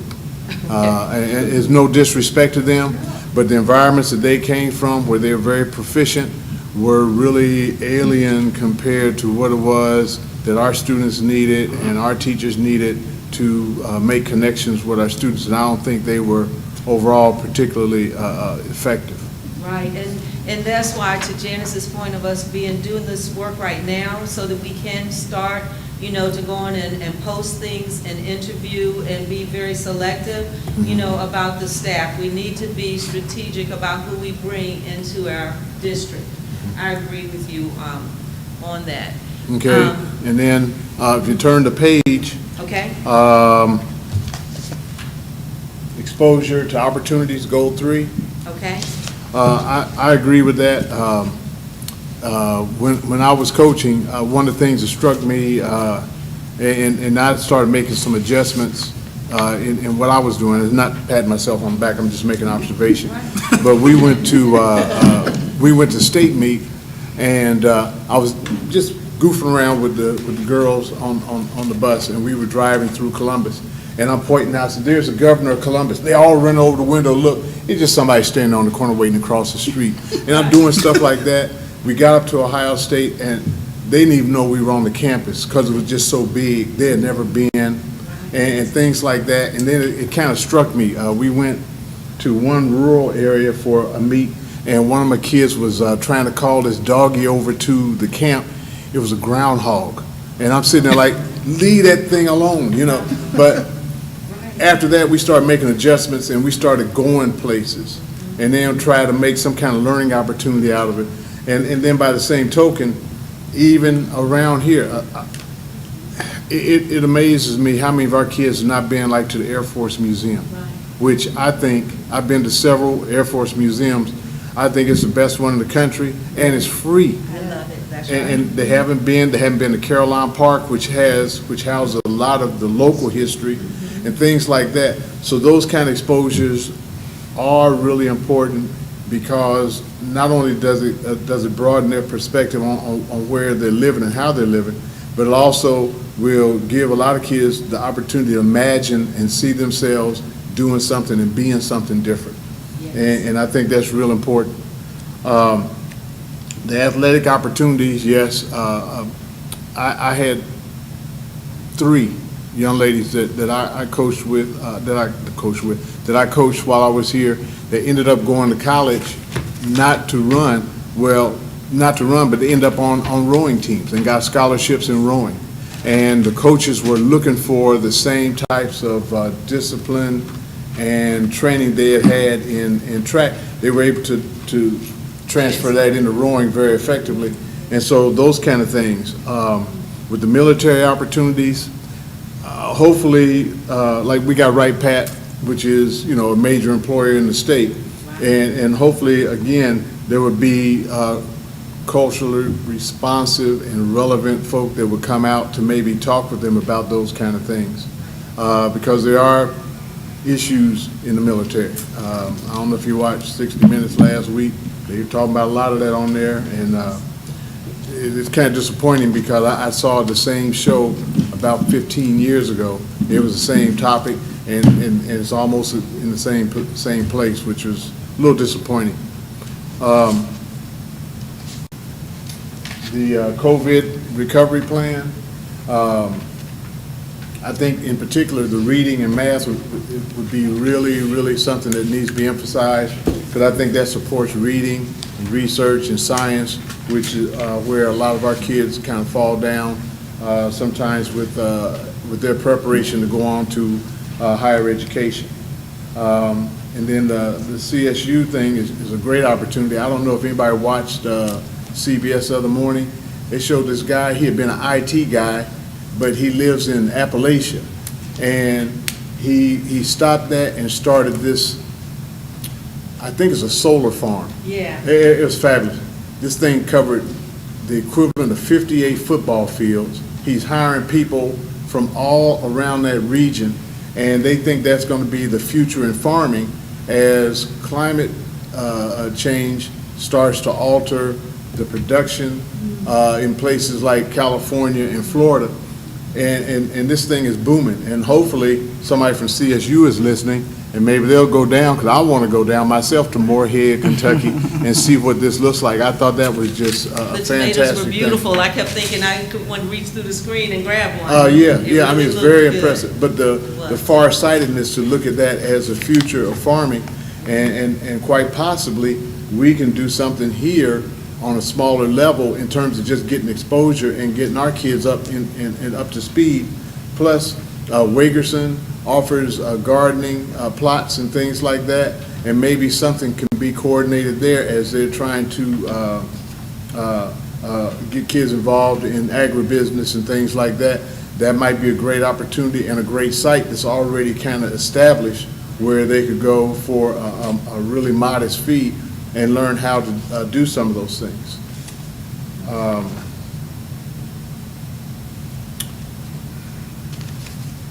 Mr. Andrews, while you're looking, I'm just going to sort of flip back to something that you pointed out, which I think is so important, that there are opportunities right here. It doesn't mean that we always have to go somewhere, Right. to learn things. Interestingly enough, Dayton has a whole lot of things. That 3rd Street area, for them to learn about flight and to learn about art through Being Davis. I mean, we have so many resources right here that kids can start really young, actually going places and seeing new things. And you're right, I've never been to a better Air Force museum either. It's really a great place. So putting those things back into our curriculums, and I say back because I know there was a time when people did more, you know, field trips and getting out and exposing kids. So like I said, it's not that a lot of times things have to be new. It has to be done with fidelity. It has to be, you know, really head on, because we do have it. We just need to get our kids exposed to it. Mr. Scares, go ahead. I think everything that you've presented was great, but the presentation about the virtual academy has me wanting to like spin circles in my chair. Because like anytime you go through any particular type of distressed situation, you ought to come out with the renewed something that proves to everybody you made it through what you experienced. And I think the virtual academy is that. It is just, I think the only critique I would have at this point is the enrollment target. I don't particularly think that the enrollment target, or not that there's anything wrong with having current students a part of that, but if the idea is not just to offer something that no other district is offering the way we are presenting it offered, but to have an enrollment target of students that are not currently enrolled. Right. So that's how we justify whatever cost might be associated with making such a great investment. But I love it. I love it. I think this is phenomenal. It is trend-setting. It is innovative. Nobody else is doing it. And it's something that if we do it, I mean, the promotional stuff has got to be, it's got to be big and everywhere. Yeah. I agree. And I'd like to kind of piggyback off what Board Member Scarce was saying, and that was in my notes. I thought when I'm on the page that starts talking about the target population and those things, the idea of putting an office on Main Street, I think that's a great idea. It would be highly visible in the community. It shows that it is really there. It's not just a concept, but it's an actual presence, and people can see that, and I think that would be awesome. And also, I had a question, kind of going with what was just mentioned. Have we or are we developing some type of way of assessing the competition? What is it that everybody else is offering, so we can see what we need to offer and how we can enhance that, or offer some other things that are going to be attractive enough to make folk want to change from one virtual academy to ours? Well, can I throw something in there? I think, of course, I echo what you're saying. You're both saying about the virtual academy, great. But what I put down here is I would like to see a clearer connection with the, you talk about the ELC's natural playground, and then the middle schools doing something with growth, and then also the farming incubator. I'd like to see a closer connection with CSU there, with this almost a start from ELC to high school with farming. Right. And then that's something no one else is offering. Yep. And so we're talking about, we're letting them know, again, here's a connection to agriculture that no one else has around here, that your kid can be engaged in through the virtual academy. So that's one thing. And also this connection directly to Central State. Right. As a, you know, Right, yeah. I agree with you, and I have made a call in to John Henry. He's over the Agriculture Education Department. He has not called me back. I'm thinking either he's on spring break, vacation, but I had talked to the person who's over partnerships at CSU, and that was the name, and she said he will get back to you, so she knew he wasn't available at the time. So I'm pursuing that, and I'm excited about that opportunity too, because I do think that sets us apart.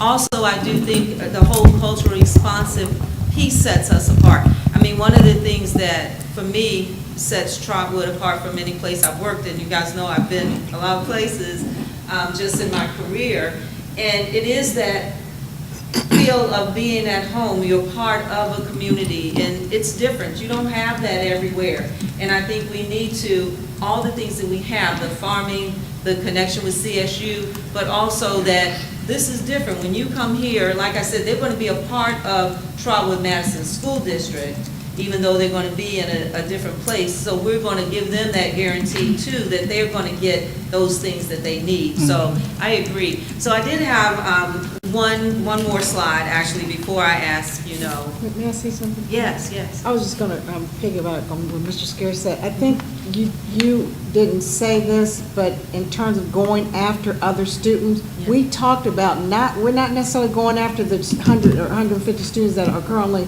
in our school system. We're going with the ECOT kids that are out This there, is national. the charge kids that are out there. So Absolutely. she didn't say that, but I just wanted to Well, say she did say it, it was on the that. slide, it said national. Oh, okay, so It was on there. And that's All what we right, were so we're thinking, going too. after Yeah. those other kids. Yeah, it was on there. We had a lot of really good conversation, you know, the exec team did, and we're really excited, like I said, and this is us working on this, thinking this all through, and we still need to gather that information from all staff and from community and family, and so we're still going to be enhancing this. But this is, you know, like you said, sort of like, where will we start, you know, and we're going to enhance it. One more question, Dr. Cosman, I'm sorry. Do you know if Central State has a, because I know at one point HBCUs were kind of behind on this, but like online education, like can you get a degree online at Central State? At Central State, what they have is they sort of outsourced a big online opportunity for, I think it's adults who are trying to get specific jobs, but I don't think they do online like we're talking about. Because that would be great if our seniors could, if they're virtual seniors and they live in California Shut your Could mouth. they and they wanted to go connect? virtually to Central State. Yeah. Right, Yeah. right. I I What think I that's do gonna be a know really is that, great like I said, they do conversation. have some partnerships with some companies, and they are providing them with their education, so they'll get a Central State degree, but they're not actually on campus in Central State, they're totally virtual.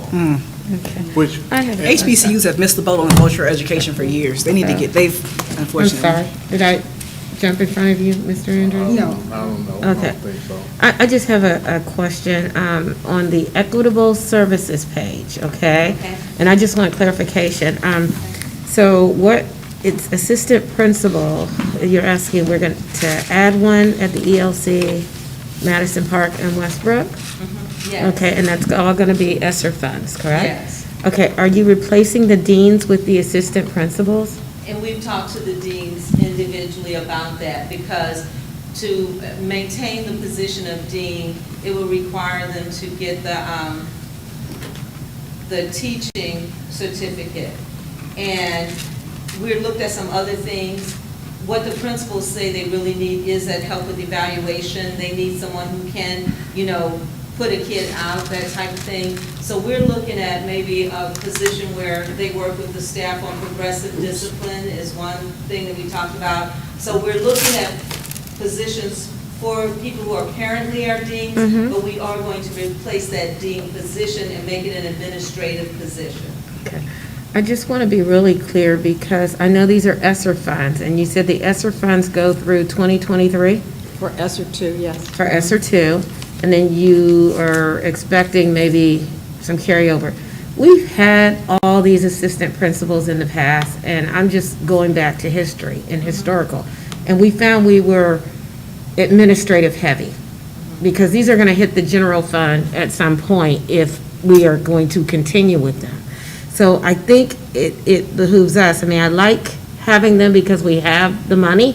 I mean, it's not coming out of the general fund, but, you know, I just want to make sure that we are not going to be administrative heavy because we're already spending 80% of our dollars in salaries. So I'm not just looking at now and up to 2023, but I'm looking out.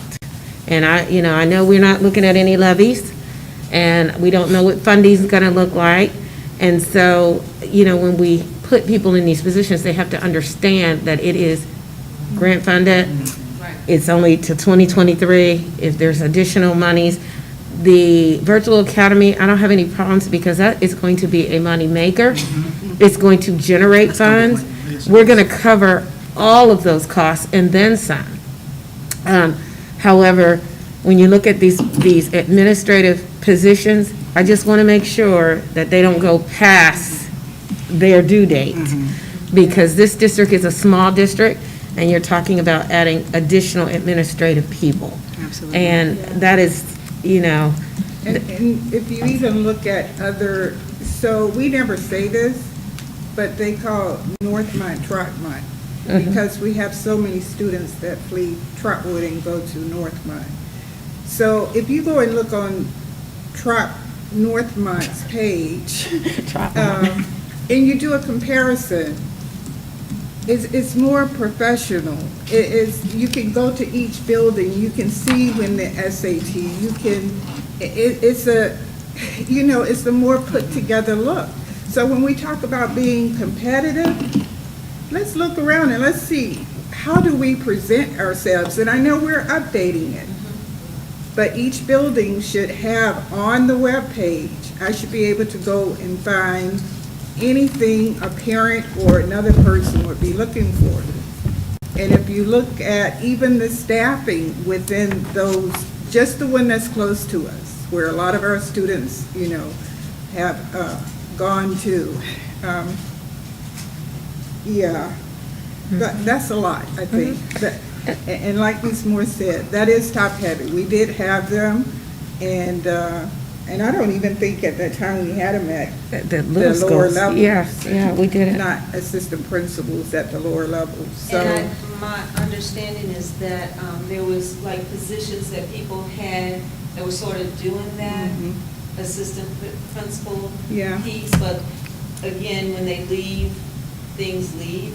Right. I know particularly for the ELC, it's almost like they're, like the preschool has a whole list of things that, you have to do as a preschool, and he's really wanting to grow that preschool, but with him being over both, so that would be a piece of what that person would do, is they would take on a lot of that to help enhance it, grow it, and really bring in more kids for preschool.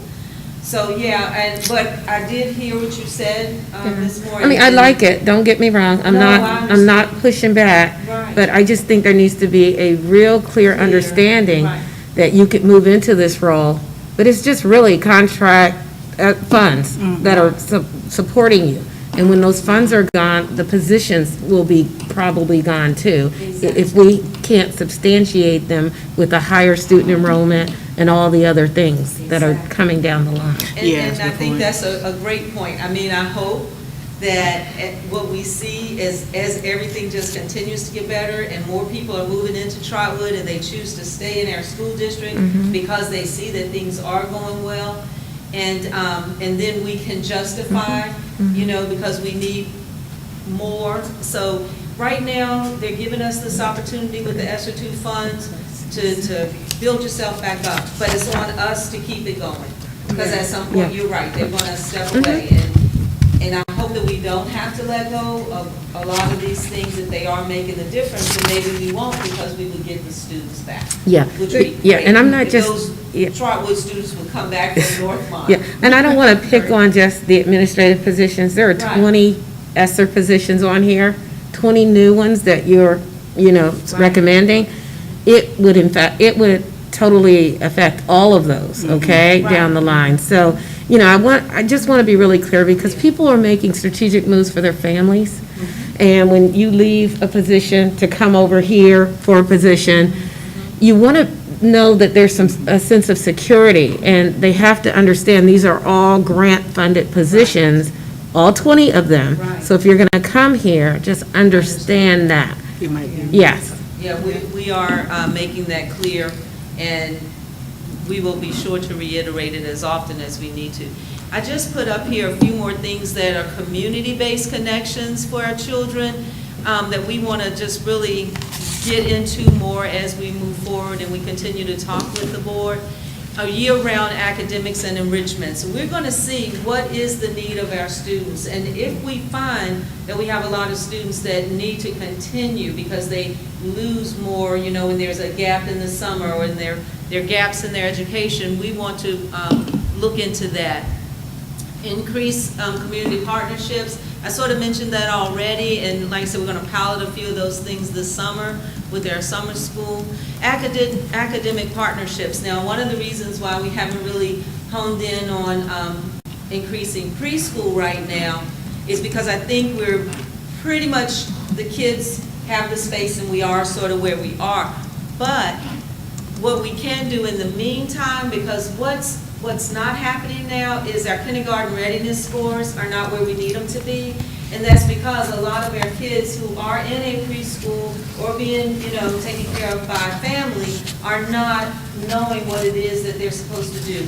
So we had thought about even having someone who, even if it's just on a monthly basis, going into our preschools that are here in the community and telling them what the students need to know by kindergarten. Because it does, you may say, well, why would we be giving them, our information? But really, they're going to be our students. And that's also building some level of connection with Trotwood. If they see a Trotwood ELC teacher go out there and tell, the parents, the, teachers, and let the little students know the things that they will need to know to be ready to come into our kindergarten. So that was one example, Yeah, I like that. I like that a lot, making sure that they're ready and prepared. I also like the year-round academics and enrichment. But again, I think that it behooves this board as well as the superintendent to still have the conversations about our babies at hand now. Again, we are kind of like a part-time, academic institution, and I really believe we should be full-time. So I just think that that is a conversation that needs to be had. Leadership seminars, and those are leadership for our students, but also to keep our own leaders in our buildings on target and making sure that they have the skills appropriate to do their job, or necessary actually. And then, of course, we've talked about it a lot, we want to increase our university partnerships. So, the leadership seminars, I have written myself a note. When I think about where could we get some information beyond what we might present to them, we could look at Trotwood-Madison city government. We can have some of those people come in and talk to us. Some people from, the Air Force Academy. There are a lot of true leaders in our community, in our fraternities, sororities, places We like have that. the alumni. I would like to bring our alumni back Yeah. That's a good to idea as speak to well. them. Yeah, President Bozeman, I'm glad she hit on this. I had a meeting in a physician's office this week, and we need to, with these community partnerships that are huge, the county has a partnership for high school students, and I'd like to put them on the agenda for a presentation, and that is Michael Colbert, the director over there. Michael who? Michael Colbert. How you spell it? Colbert. Is that the Montgomery County Administrator? Montgomery County Administrator. They have an amazing program for high school students that is free, and they train them, and these are an extenuating vocational kind of opportunities for free. And then when they finish, they have like high-paying positions. So I'd like to put him on, and also his wife, Yes. who is Marquetta Colbert. She's a nurse practitioner at Colbert Family Health, and she just opened another center on, is it Turner Road, I think? Yes, and I'd like to get her on the agenda so that she can share some of the health initiatives that are right here in our city for students and their families and community folks. I mean, so that community outreach piece is a huge piece, because we have people who want to help us and help our kids. Yeah, that's great. So we need to get them. Did you write that down? Did you They get can that, be on the Janice? agenda. Yeah, you got it. So we need to get them on. I think, and this is just a Myra thing, so pardon me, but we say the same stuff all the time. Alumni. You guys are going to have to give us some names. I don't want to hear alumni anymore unless you got a name attached to it, because we say it all the time, but there's no name to follow it or something, and then it just becomes the same old that we've been hearing, or at least I've been hearing for like 3 years. So we need some action behind alumni. Let's ask our alumni. Well, we don't have a name or something, it's not gonna work, so. Yeah, I'll give you like names gave and us a- numbers for Yeah, Michael like you just Colbert, gave us this Recorder person's Colbert. name, it's like, boom, we got it, you know. And Dr. Cosby, I have a relationship with the current president at Central State. I've had lunch with him before he took on the role. Great.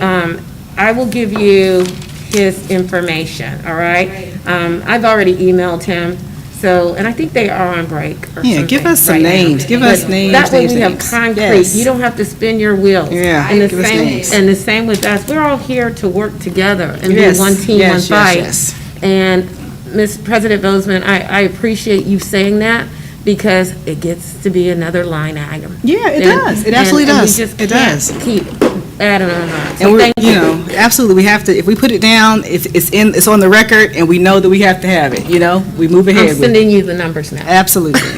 Perfect. Perfect. All right. Send the numbers. Perfect. Thank you. If there are any questions, and again, we are going to, be constantly bringing you information and updating you on this. And I am just pleased that we are still happy with keeping with we have it, because we do. Also, okay, one other thing, Dr. Cosby, when we were talking about the virtual-based academy, and we have it, you know that you can include also College Credit Plus, too. Yes, true. Because mostly College Credit Plus, a lot of times it's already online. So that would be an easy just slip in. It won't even, it won't even be anything, yeah, that won't even be any work. And that we have it, we spent a lot of money and like over $25,000 and we spent a lot of time, like 2 days out in the field, hard work. And So, like you said, there's no need to recreate. no, something we don't have to that reinvent the wheel. Everybody Yeah. has put their effort into. Yes. So we know we have buy-in for it, so I'm glad, I'm excited. Just one question. Yes, ma'am. The college and career readiness supervisor, is that a person at the high school, and what's the intent of the, is that the person doing internships or? Well, I'm going to tell you, Ms. Minor has really been sort of focusing in on that. Do you mind sort of sharing with them what your thought is about that position? So that position is really going to service the entire district to make sure that, especially grades 6 through 12, that our students have connections to businesses, to opportunities, to job shadowing, internships, to seal that, because those are gaps that we have had. Another very serious issue we have is we are expanding career tech opportunities, which is the right thing to do.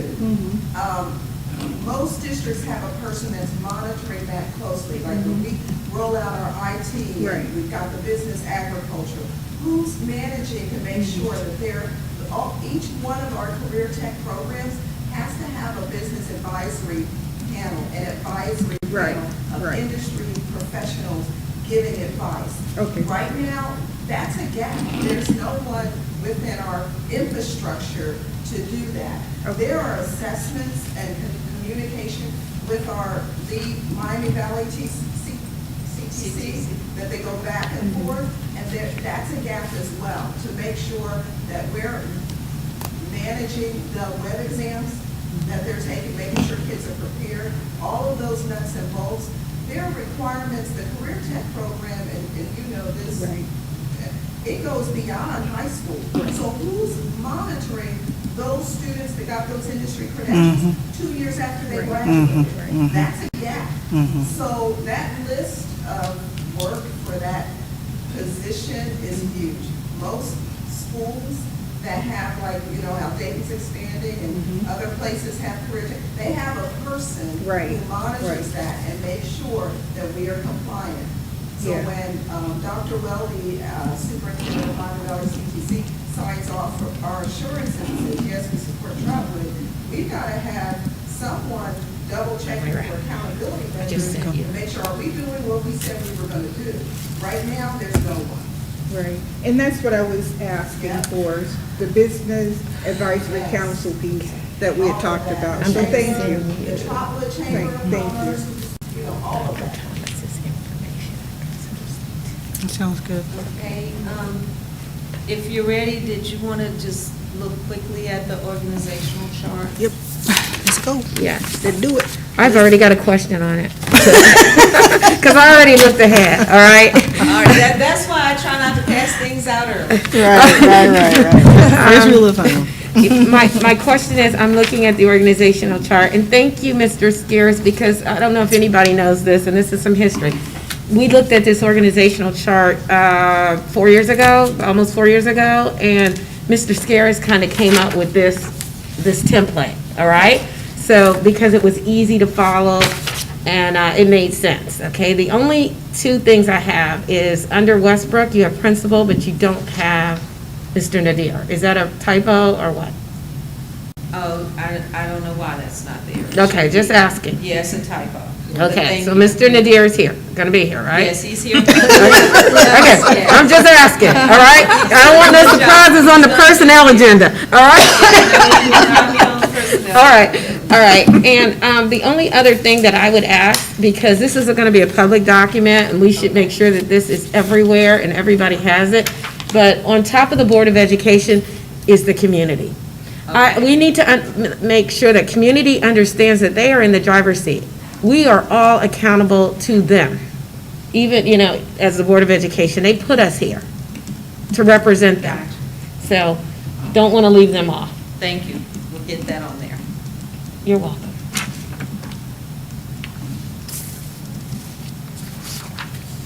Counselor, also for the middle school, there's no name. I see you have a box for it. And above restorative justice, you have her, but you don't have anybody in the counselor's thing. Do they not have a counselor at the middle school?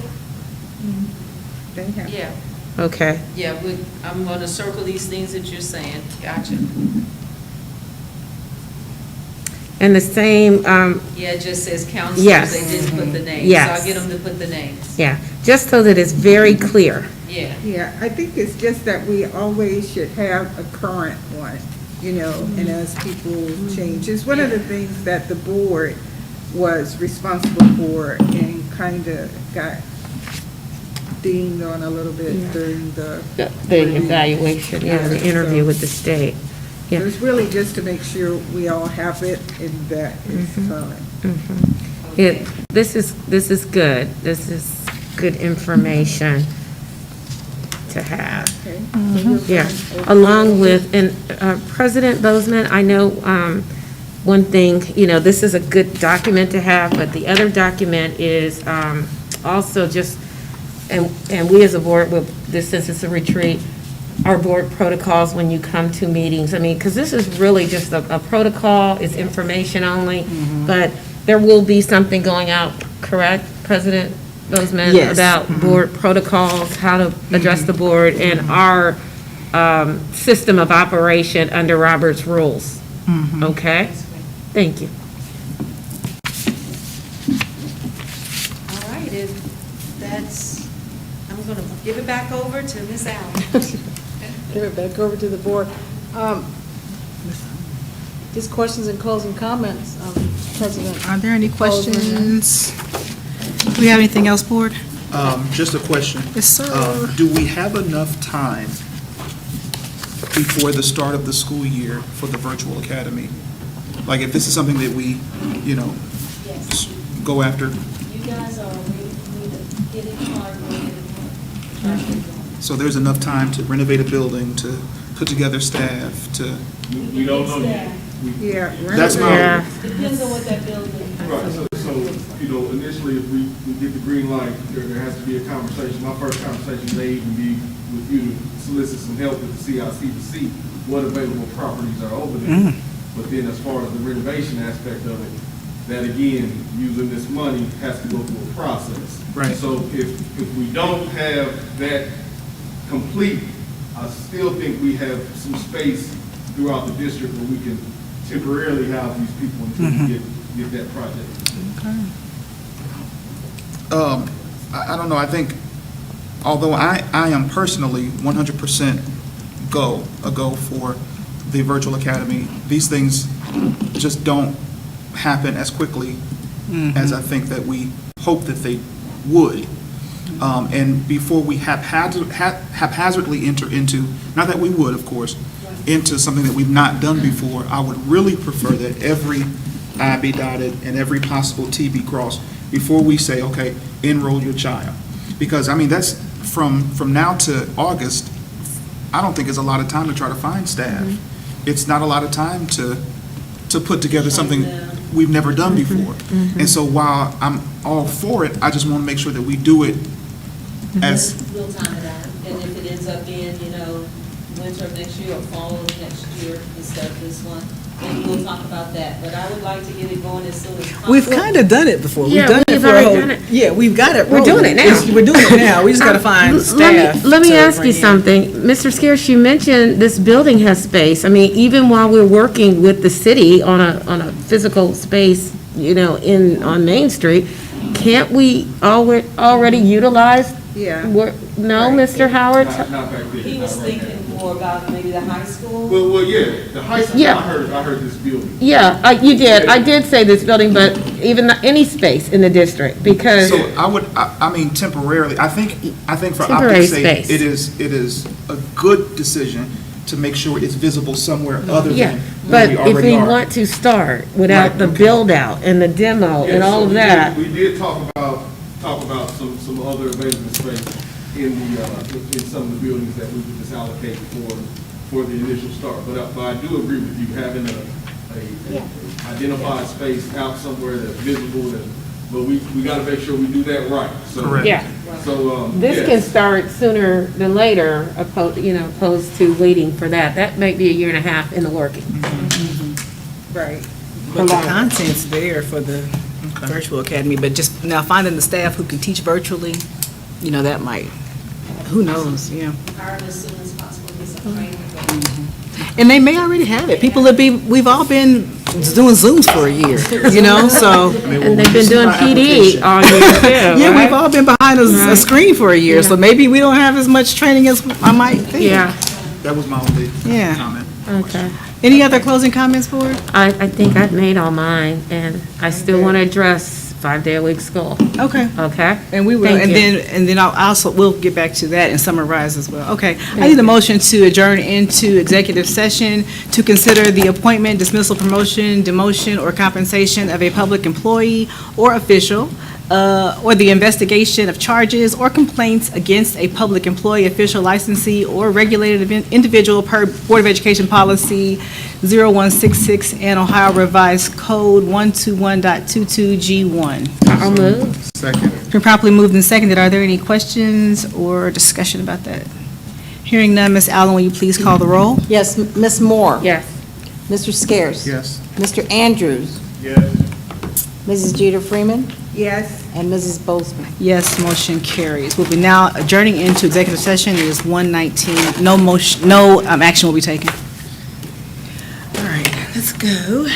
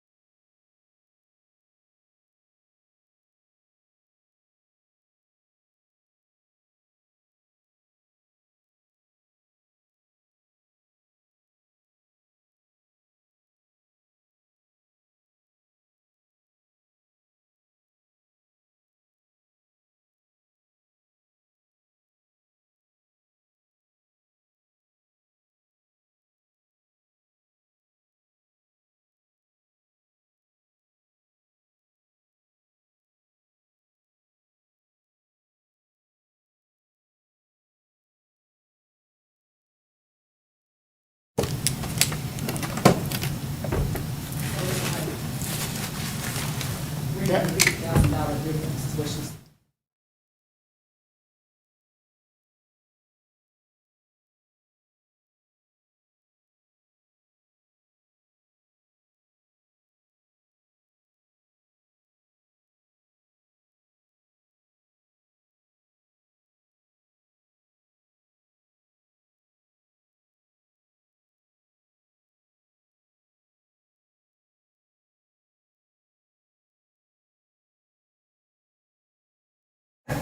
We got a quorum, come on. We got a quorum. All right, ready? Motion to adjourn. Is there a motion to adjourn? I move. I second. It's been properly moved and seconded. Any questions? Hearing none. Yes. Ms. Yes, Ms. I'll Moore. call the roll, yes? Yes. Yes. Yes. Motion passes, meeting, Meeting adjourned. thank you.